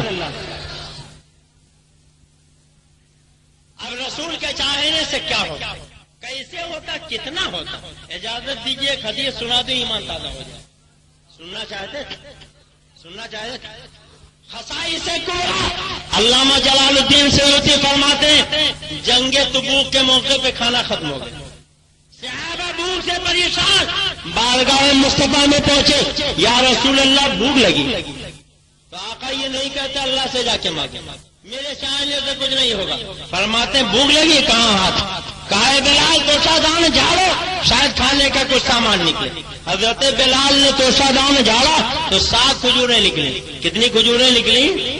زور سے بولو کتنی نکلی؟ سرکار نے دسترخوان بچھوا دیا، گویا نبی کی سنت ہے کچھ کھانا چاہو تو دسترخوان بچھا لو، کیا کرو؟ زور سے بولو کیا کرو؟ اور یہ دسترخوان کیسے رنگ کا ہونا چاہیے؟ لال رنگ۔ اور سنو، اگر دسترخوان پہ کھانے کا کوئی دانہ گر جائے، کوئی ذرہ گر جائے تو اسے پڑا نہ رہنے دیں، آقا فرماتے اسے چن چن کے کھا لو، پلیٹ میں رہ جائے تو پوچھ پوچھ کے چاٹ لو، انگلی میں رہ جائے تو خود چاٹ لو، یا کسی حصے کو چٹا لو جو چٹانا معیوب نہ سمجھے۔ آقا فرماتے تمہیں کیا پتا کھانے کی برکت اللہ نے کس دانے میں رکھی، کس ذرے میں رکھی؟ ہو سکتا ہے جو برکت والا ذرہ تھا وہی دسترخوان پہ رہ گیا ہو، وہی پلیٹ میں رہ گیا ہو، اور تم نے چھوڑ دیا تو تمہارے گھر سے رزق کی برکت چلی جائے گی۔ سبحان اللہ، جو تو کہہ دو سبحان اللہ۔ اچھا ایک بات بتاؤ، آپ میں سے کوئی کوڑی بننا چاہتا؟ خدا نہ کرے کوڑی بنے نبی کے دشمن، رسول کے غدار، آپ کیوں کوڑی بنے؟ اگر اجازت دیجیے تو ایسا فارمولہ بتا دوں کہ آپ کبھی کوڑی بنے ہی نہیں۔ بولیے جاننا چاہتے ہیں؟ بزرگوں نے فرمایا کہ دسترخوان پہ کھانے کے جو دانے گر جاتے ہیں اگر انہیں چن چن کے کھا لیا جائے تو کبھی کوڑے کی بیماری ہوتی ہی نہیں۔ سبحان اللہ، زور سے کہہ دے سبحان اللہ، سب مل کے کہہ دے سبحان اللہ۔ ہماری ماں تمہاری ماں حضرت عائشہ کہتی ہے ایک مرتبہ سرکار گھر میں تشریف لائے، دیکھا ایک روٹی کا ٹکڑا پڑا، سرکار نے اٹھایا صاف کیا اسے کھا لیا، فرمایا اے عائشہ کھانے کا احترام کیا کرو، تمہیں کیا پتا اللہ نے کھانے کی برکت کی چیزیں میں رکھی ہے، یہ دل سے جس سے ڈوب جاتی ہے بیچارہ پلٹ کے نہیں آتی۔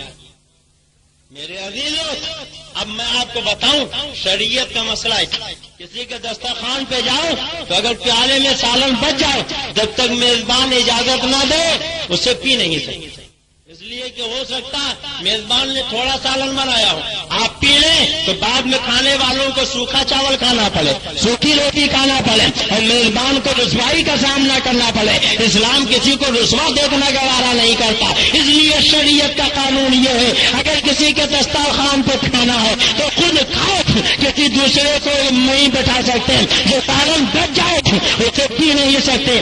مگر آج ہوتا کیا، جب دعوت ولیمہ میں ہم جاتے ہیں تو جب دسترخوان پہ بیٹھتے ہیں جیسے ہی قورمے کی خواب آتی ہے تو اپنے سامنے کھینچ لیتے ہیں ساری اچھی اچھی روٹیاں اپنی پلیٹ میں، اور جب خالی ہڈی رہ گئی تو عبداللطیف بھائی کی طرف بڑھا دیا، بھائی جان آپ بھی لیجیے، آپ تو کچھ لے ہی نہیں رہے۔ جب بریانی آئی تو مرغ کی ساری ٹانگیں اپنے پلیٹ میں، اور جب خالی ہڈی رہ گئی تو بڑے محبت سے کہا صوفی صاحب آپ بھی لیجیے، آپ تو کچھ لے ہی نہیں رہے۔ بولیے ہوتا کہ نہیں؟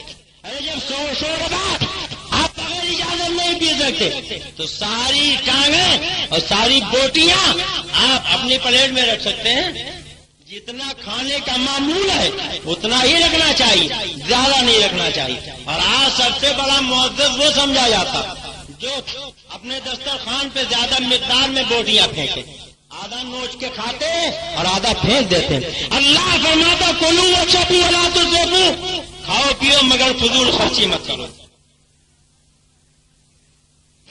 کھاؤ پیو مگر فضول خرچی مت کرو۔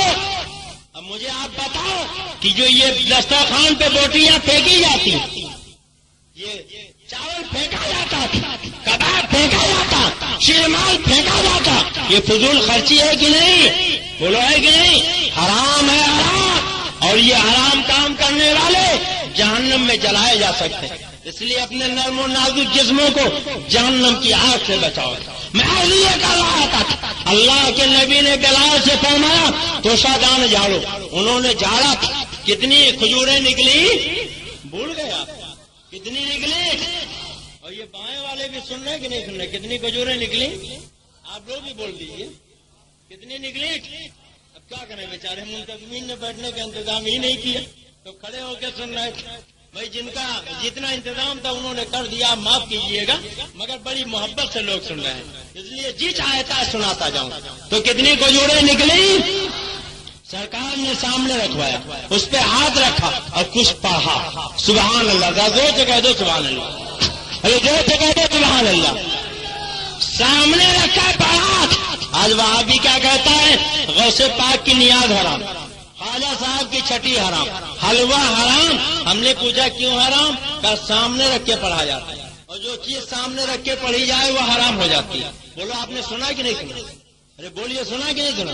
اچھا ایک بات بتاؤ، اگر سامنے رکھ کے پڑھنے سے چیز حرام ہو جاتی ہے تو جب ان کے ابا مرے تھے تو ان کی نماز جنازہ سامنے رکھ کے پڑھی تھی کہ پیچھے؟ ارے بولیے کہاں رکھ کے پڑھتے ہیں؟ بولیے کہاں رکھ کے پڑھتے ہیں؟ تو اگر سامنے رکھ کے پڑھنے سے غوث کی نیاز حرام ہو گئی، خواجہ کا تبرک حرام ہو گیا، امام حسین کا کھچڑا حرام ہو گیا، تو تمہارے ابا کیا ہو گئے؟ بولیے کیا ہو گئے؟ میں نہیں کہتا، آپ ہی بول رہے، بولو کیا ہو گئے؟ کہتے ہیں حضرت کی عبد المصطفیٰ جہاں جاتا گالی بکتا، میں نے کہا کیا گالی بکتا ہوں؟ کہا خبیث کہتے ہیں، مردود کہتے ہیں، شیطان کہتے ہیں، یہ گالی نہیں. تو میں نے کہا اچھا آپ قرآن پڑھتے ہیں؟ کہا پڑھتا ہوں. میں نے کہا کیا پڑھتے ہیں؟ کہا جب قرآن اٹھاتا ہوں تو پہلے پڑھتا ہوں اعوذ باللہ من الشیطان الرجیم، پھر پڑھتا ہوں بسم اللہ الرحمن الرحیم. میں نے کہا ترجمہ کیا ہے؟ کہ اللہ کی پناہ مانگتا ہوں میں شیطان مردود سے. تو میں نے کہا یہی میں نے ممبر پہ کہہ دیا تھا تو تم نے کہا گالی بک رہے. اب تم بتاؤ قرآن پڑھ رہے ہو کہ گالی بک رہے ہو؟ ارے اگر شیطان کہنا گالی، مردود کہنا گالی، رجیم کہنا گالی، تو تم نے تو ابھی بسم اللہ الرحمن الرحیم پڑھ کر اللہ کو رحمان الرحیم بھی نہیں کہا، پہلے یہ شیطان مردود کہہ رہے. میرا خدا چاہتا یہ ہے کہ میرا قرآن بعد میں پڑھنا، پہلے میرے نبی کے دشمن کو شیطان کہہ دینا، مردود رجیم کہہ دینا. میرا خدا چاہتا یہ ہے کہ اللہ بے تبرہ نیت ممکن، محبت عداوت کے بغیر ممکن ہی نہیں. کہتے ہیں صاحب یہ ممبر رسول ہے، ممبر کا کچھ احترام ہونا چاہیے. آپ لوگ کوئی احترام نہیں کرتے. میں نے کہا کیا احترام؟ کہا کبھی مردود شیطان کہتے ہیں یہ احترام.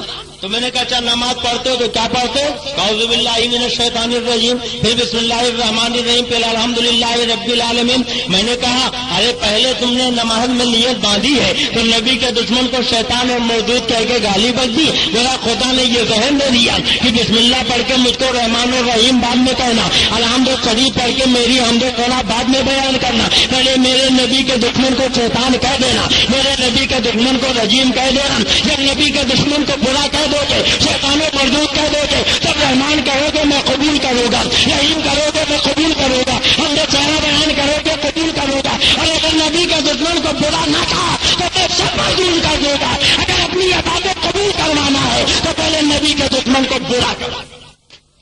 اور حضرت میں جب حج کے لیے گیا تو جب 8 تاریخ آئی تو میں نے دیکھا ایک سے ایک بھٹے والے سب بخشا بستر سنبھال کے جا رہے ہیں. میں نے کہا کہاں جا رہے ہو؟ کہاں میں نہ جا رہا. کیوں جا رہے ہو؟ کہا شیطان کو کنکر مارنا. ہم نے کہا ہندوستان میں بہت تلاش کیا، شیطان نما انسان تو نظر آئے مگر سراپا شیطان نظر نہیں آئے. چلو اچھا ہوا حج کرنے آئے تو شیطان بھی دیکھ لیں. تو کہا کیسی بات کر رہا ہوں شیطان کہاں؟ میں نے کہا بیٹھ کہا وہاں تو 3 پتھر ہیں، جسے بڑا شیطان، مجرا شیطان، چھوٹا شیطان کہا جاتا.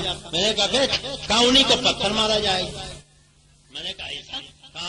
میں نے کہا کیوں؟ کہا اللہ کے پیغمبر کو شیطان نے بہکانے کی کوشش کی، اللہ کے نبی نے کنکر مار کے دھسا دیا.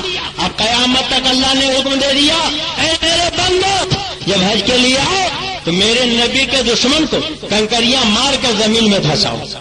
میں نے کہا ہندوستان میں کھرو کہتے تھے کہ جتنی دیر خبیث مردود کافر مرتد کہتے ہو اتنی دیر بسم اللہ پڑھو، رحمان الرحیم پڑھو، نفل پڑھو، درود شریف پڑھو، عبادت کا ثواب ملے گا. کیا ضرورت خبیث مردود کہنے کی، شیطان کہنے کی؟ کہ یہ تو حرم کعبہ ہے، ایک نیکی کا ثواب 1 لاکھ کے برابر. سب مینا جا رہے تھے، خوب کعبے کا طواف کرو، خوب حجر اسود چومو، خوب صفا مروہ کی صحیح کرو، خوب عمرہ کرو، اور ایک نیکی کا ثواب 1 لاکھ کے برابر کماؤ. کیوں شیطان کے چکر میں پڑے ہو؟ کیوں کنکر مارنے جا رہے ہو؟ تو کہنے لگے مولانا جب طواف کا وقت طواف کیا، جب عمرے کا وقت عمرہ کیا، جو حجر اسود چومنے کا وقت چوما، مگر اللہ کو یہی پسند ہے کہ حج سے پہلے 3 دنوں میں نبی کے دشمن کو کنکریاں ماری جائیں. تو ہمیں کہنے دیجیے جیسے نماز کا وقت آتا نماز پڑھتے ہیں، روزے کا زمانہ آتا روزہ رکھتے ہیں، حج کا موقع آتا حج کرتے ہیں، زکات کا وقت آتا زکات دیتے ہیں. مگر نبی کے دشمنوں کی بات آتی ہے،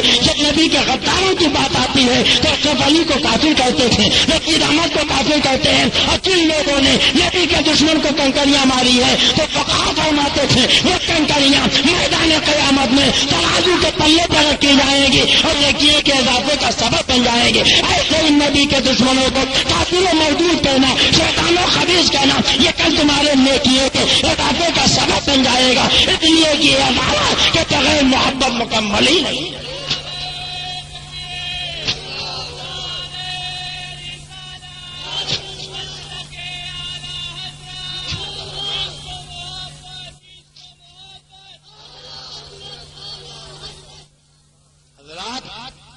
پرچے پر پرچہ آ رہا ہے، عنوان پر عنوان ملتا جا رہا ہے اور بات بڑھتی چلی جا رہی ہے.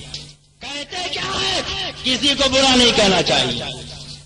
صحیح کہتے ہیں اللہ تعالیٰ اپنے بندوں کے چھپاتا، ہم بھی کہتے چھپاتا.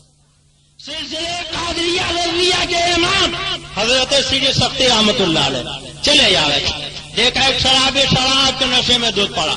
اللہ اللہ کہہ رہا تھا، اٹھا کے بیٹھایا، کلی کرائی، چلے گئے۔ جب اسے ہوش آیا تو پوچھا، اے لوگوں، میں تو شراب کے نشے میں تھا، میرا منہ کس نے دھلایا، کلی کس نے کرائی؟ کہا تو میں نہیں معلوم، شری سختی نے تیرا منہ دھلایا، اللہ کے ولی نے تیرا منہ پاک کیا۔ کہاں پوچھا؟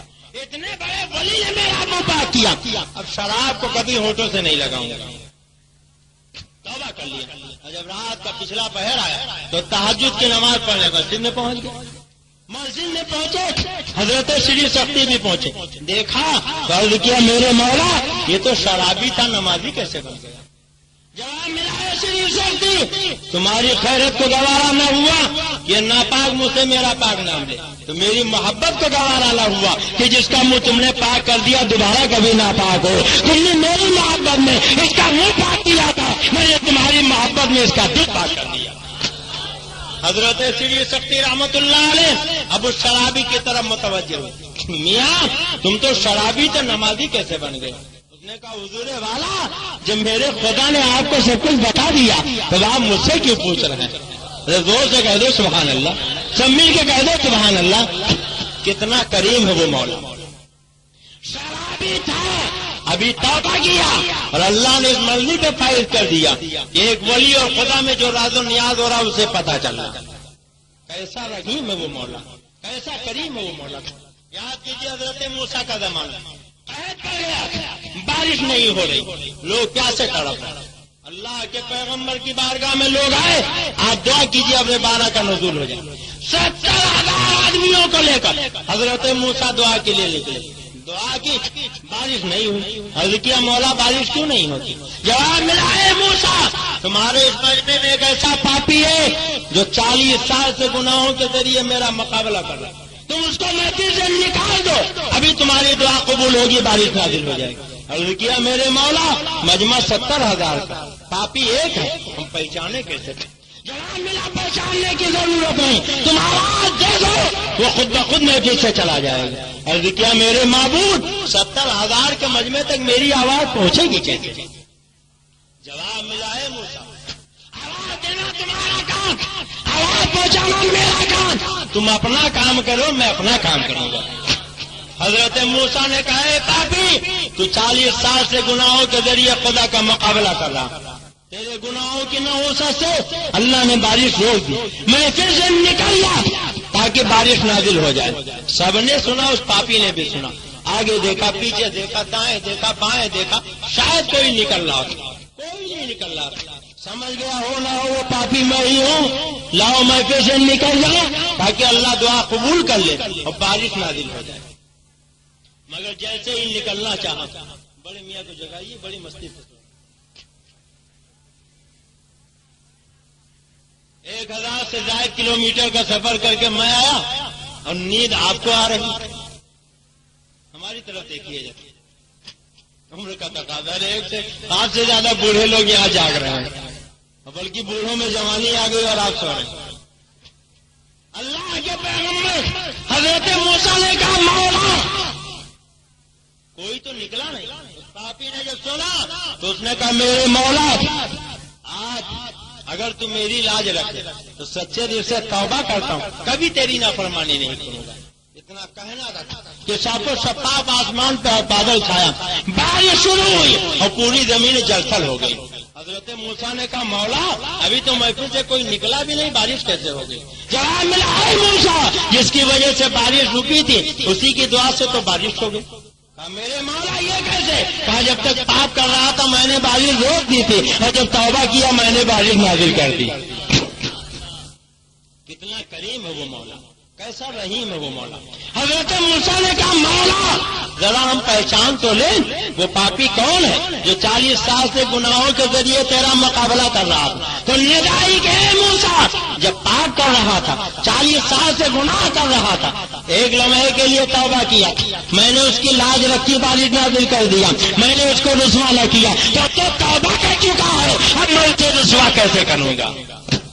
کتنا کریم ہے وہ مولا، کیسا رحیم ہے وہ مولا، کس قدر ستار ہے وہ مولا، اپنے بندوں کا ایک چھپاتا، بولو چھپاتا کہ نہیں چھپاتا؟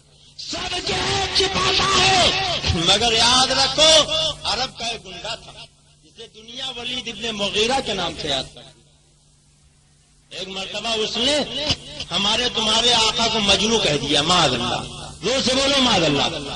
اور جب اس نے مجنو کہا تو اللہ کی غیرت کو جلا لائے، سورہ نون والقلم نازل کیا، ایک نہیں 10 عیب گنائے۔ بولو کتنے عیب گنائے؟ ارے زور سے بولو کتنے عیب گنائے؟ گویا قرآن سے ہمیں اللہ کی سنت معلوم ہو گئی۔ سب کے عیب چھپاؤ، مگر جو نبی کی گستاخی کرے اس کے عیب چھپاؤ نہیں۔ اگر ایک برائی کرے تو کم سے کم کتنی برائی کرو؟ 10۔ بولو کتنی کرو؟ 10۔ ایک مرتبہ نہیں، قیامت تک۔ اشرف علی تھانوی کا قول مولوی زکریا نے تبلیغی نصاب میں لکھا کہ جیسے حدیث سے یہ معلوم ہوا کہ نبی کے شان عرفہ میں جو ایک مرتبہ گستاخی کرے، حدیث میں معلوم ہوا نبی کی بارگاہ میں ایک مرتبہ درود بھیجے 10 رحمتیں نازل ہوتی۔ ایسے ہی قرآن سے معلوم ہوا جو نبی کے شان میں ایک گستاخی کرے اللہ کی جانب سے اس پہ 10 لعنتیں ہوتی۔ کتنی لعنتیں؟ اور 10ویں لعنت کیا تھی؟ جو تلم بازا ذالکا غنی، اے محبوب جس نے آپ کو مجنو کا اس کی اصل میں خطا۔ اور یہ ترجمہ تو اعلیٰ حضرت نے کیا۔ اگر آپ اجازت دیجیے تو اشرف علی تھانوی کا ترجمہ بتا دوں۔ بولیے بتا دوں؟ تبلیغی نصاب میں تھانوی کا ترجمہ مولوی زکریا نے کیا، یہ حرام زادہ ہے۔ کیا ہے؟ حرام زادہ۔ حضرت مفتی صاحب میں نے لغت اٹھا کے دیکھا تو لغت میں حرام زادہ کے معنی شریر کے ہوتے ہیں، مگر انہوں نے اس پہ حاشیہ چڑھایا کہ یہ آیت ولید ابن مغیرہ کے حق میں نازل ہوئی جو زنا کے نطفے سے تھا۔ اب بتاؤ مالے گاؤں والوں کہ جو زنا کے نطفے سے ہوگا وہ حرامی ہوگا کہ حلالی؟ ارے زور سے بولیے، بولیے کیا ہوگا؟ حرامی۔ قرآن کہتا ہے اے محبوب، مجھے زکام نے بہت پریشان کر ڈالا، مگر آپ محبت سے سن رہے ہیں اس لیے دل چاہتا کچھ بہت ہے آپ کو بتا دوں۔ قرآن نے کہا محبوب جس نے آپ کو مجنون کہا اس کی اصل میں خطا۔ کیا ہے؟ اصل میں خطا۔ تو روایتوں میں آیا ہے کہ ولید ابن مغیرہ نے سنا تو گھر گیا، ماں سو رہی تھی، سینے پہ سوار ہو گیا، تلوار ہاتھ میں لیا، کہا ماں میں نے نبی کو مجنون کہا تھا۔ نبی نے 10 عیب گنائے، 9 تو میں جانتا ہوں میرے ہی ہے، 10واں بھی یقین ہے کہ سچا ہوگا، مگر تصدیق کرنے تیرے پاس آیا ہوں۔ ماں نے پوچھا کیا ہے؟ کیا قرآن نے کہا میرا نطفہ صحیح نہیں؟ تو ماں نے کہا بیٹے اگر تیرا نطفہ صحیح ہوتا تو تم ماں کے سینے پہ سوار ہی نہ ہوتا، تجھے اسی سے پتہ لگا لینا چاہیے۔ کہا ماں مگر ایسا ہوا کیوں؟ اب سونا ولید ابن مغیرہ کی ماں کہتی ہے کہ بیٹے تیرا باپ نامرد تھا، میں نے سوچا دولت دوسروں کے پاس چلی جائے گی، اس لیے ایک رات میں نے چپکے سے چرواہے کو بلایا تھا اور تو اسی کے نطفے سے۔ کچھ سمجھے آپ؟ ولید ابن مغیرہ کی ماں نے رات کے اندھیرے میں چرواہے کو بلایا تھا، کوئی نہیں جانتا تھا، نہ آپ جانتے تھے نہ ہم جانتے تھے، کسی کو پتا نہیں تھا۔ وہ اللہ جو ستار ہے، وہ اللہ جو رحمان الرحیم ہے، سب کے عیب چھپاتا ہے۔ جب ولید ابن مغیرہ نے نبی کی گستاخی کی تو رحمان الرحیم مولا نے ولید ابن مغیرہ کے سارے عیب جب کھول کھول کے بیان کر دیا۔ لوگ کہتے ہیں جلسے میں محفلوں میں عورتیں بھی ہوتی ہیں، لڑکے بھی ہوتے ہیں، لڑکیاں بھی ہوتی ہیں، بہو بھی ہوتی ہے، داماد بھی ہوتا ہے، ایسی غلط باتیں نہیں بیان کرنا چاہیے۔ مگر قرآن لڑکی بھی پڑھتی ہے، قرآن لڑکا بھی پڑھتا ہے، قرآن بہو بھی پڑھتی ہے، قرآن داماد بھی پڑھتا ہے، قرآن ماں بھی پڑھتی ہے، قرآن باپ بھی پڑھتا ہے۔ اللہ بیان کرتا ہے وَتُلِّمْ بَعْدَ ذَلِكَ غَنِيمٌ، اے محبوب جس نے آپ کو مجنون کہا ہے یہ اپنے باپ کے نطفے سے نہیں ہے۔ وہ خدا یہ چاہتا ہے کہ بیٹا سنے تو وہ نبی کے گستاخ سے نفرت کرنے لگے، بیٹے سنے تو وہ نفرت کرنے لگے، بہو سنے تو وہ نفرت کرنے لگے، مہاراج سنے تو وہ نفرت کرنے لگے۔ اور جو لوگ یہ کہتے ہیں نبی کے کسی کو برا نہیں کرنا چاہیے، میں اس سے پوچھنا چاہتا ہوں کہا قرآن نہیں پڑھتے ہو؟ ارے ضرور قرآن پڑھتے ہو، پورے سال آپ قرآن نہ پڑھو، مگر جب رمضان کا مہینہ آئے گا دن میں روزہ رہنے کے بعد تراویح کی نماز پڑھنے کھڑے ہو گئے تو یہ دیکھو مسجد کی محراب ہے، ایک امام کھڑا ہوا تھا۔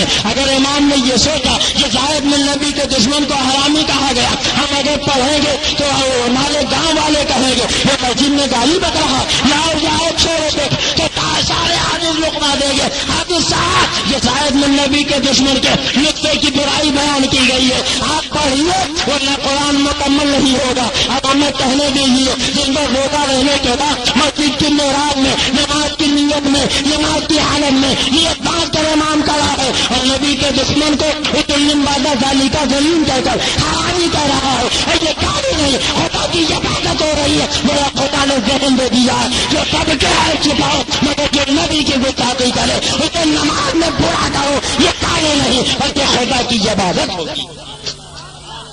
اور حضرات آپ سنو، ولید ابن مغیرہ نے ماں سے پوچھا تھا، ماں نے کہا بیٹے تیرا باپ نامرد تھا، میں نے چرواہے کو بلایا تھا، تو اسی کے نقطے سے ہے۔ میرا قرآن کا آئینہ یہ بتا رہا ہے کہ نبی کی گستاخی وہی کرے گا جو کسی چرواہے کے نقطے سے ہوگا یا کسی گھسیارے کے نقطے سے ہوگا۔ اگر اپنے باپ کا ہوگا تو پیغمبر کی گستاخی کر ہی نہیں سکتا ہے۔ اب جو لوگ نبی کی گستاخی کرے چاہے وہ مالک گاؤں کے رہنے والے ہو یا دھولیا کے رہنے والے ہو یا بمبئی کے رہنے والے ہو، انہیں قرآن کا آئینہ دکھا دیجیے اور ان سے کہیے اپنے ماؤں کو اپنے نسبوں کی تحقیق کرو، کہیں ایسا تو نہیں کہ تمہارے ماؤں کے قدم بھی ولید ابن مغیرہ کی ماں کی طرح بڑھ گئے ہو، انہوں نے کسی گھسیارے یا چرواہے کو بلا لیا ہو، اس لیے کہ نبی کی گستاخی وہی کرے گا جو اپنے باپ کا نہیں ہوگا۔ اگر اپنے باپ کا ہے تو نبی کی گستاخی کرے نہیں۔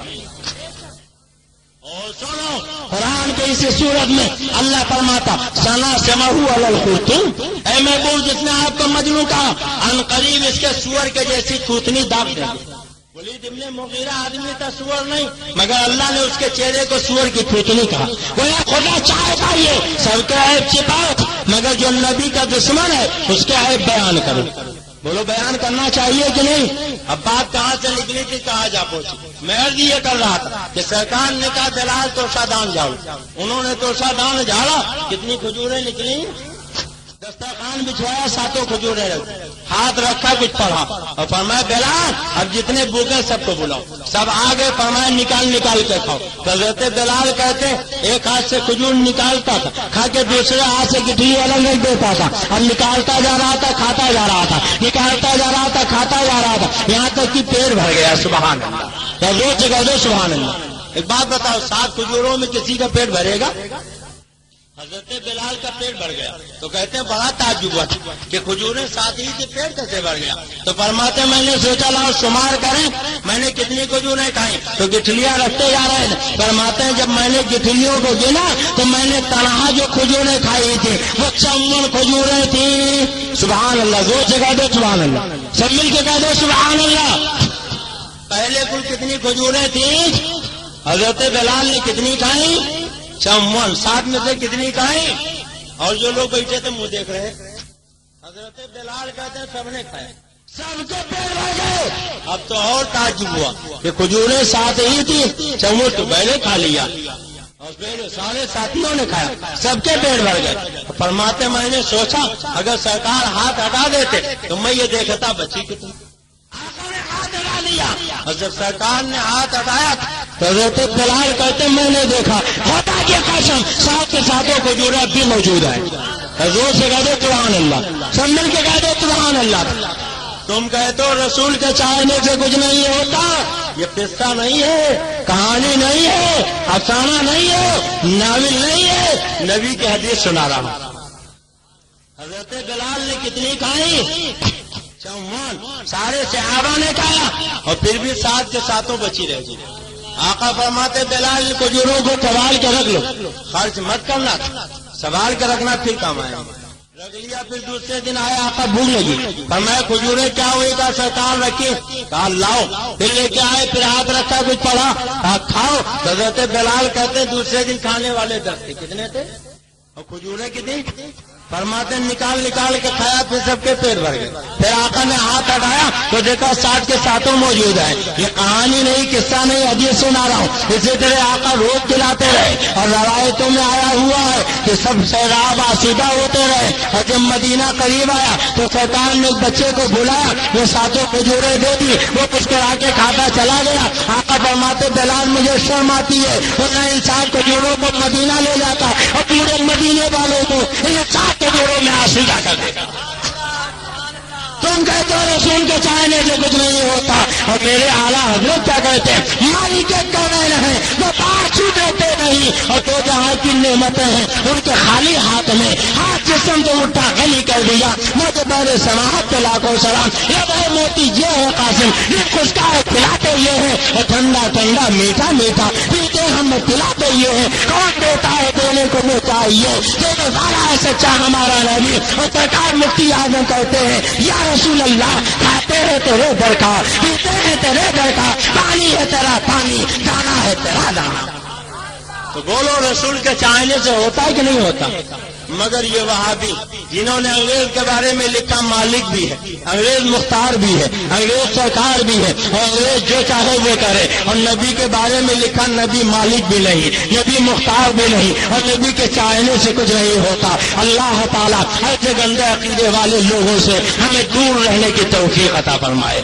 حضرات فرمائشیں بہت تھیں, میں بیان بھی کچھ اور کرنا چاہتا تھا مگر وقت بہت ہو چکا ہے, اور کل بھی انشاءاللہ تعالی دھولیا میں تقریر ہوگی. آپ اگر وہاں تشریف لائیں گے تو آج جو کچھ بیان ہو چکا ہے اس کے علاوہ اور بہت کچھ بیان ہوگا, اور ان کی کتابوں کی وہ عبارتیں میں آپ کو سناؤں گا جسے سننے کے بعد رونگٹے کھڑے ہو جائیں گے, اور دن دوپہر کے سورج کی طرح آپ پہچان لیں گے نبی کا وفادار کون ہے, نبی کا غدار کون ہے. کیا میں امید رکھوں کہ آپ دھولیا پہنچیں گے؟ نہیں پہنچیں گے. دیکھیے بابا نے پہلے ہی ہاتھ دیا.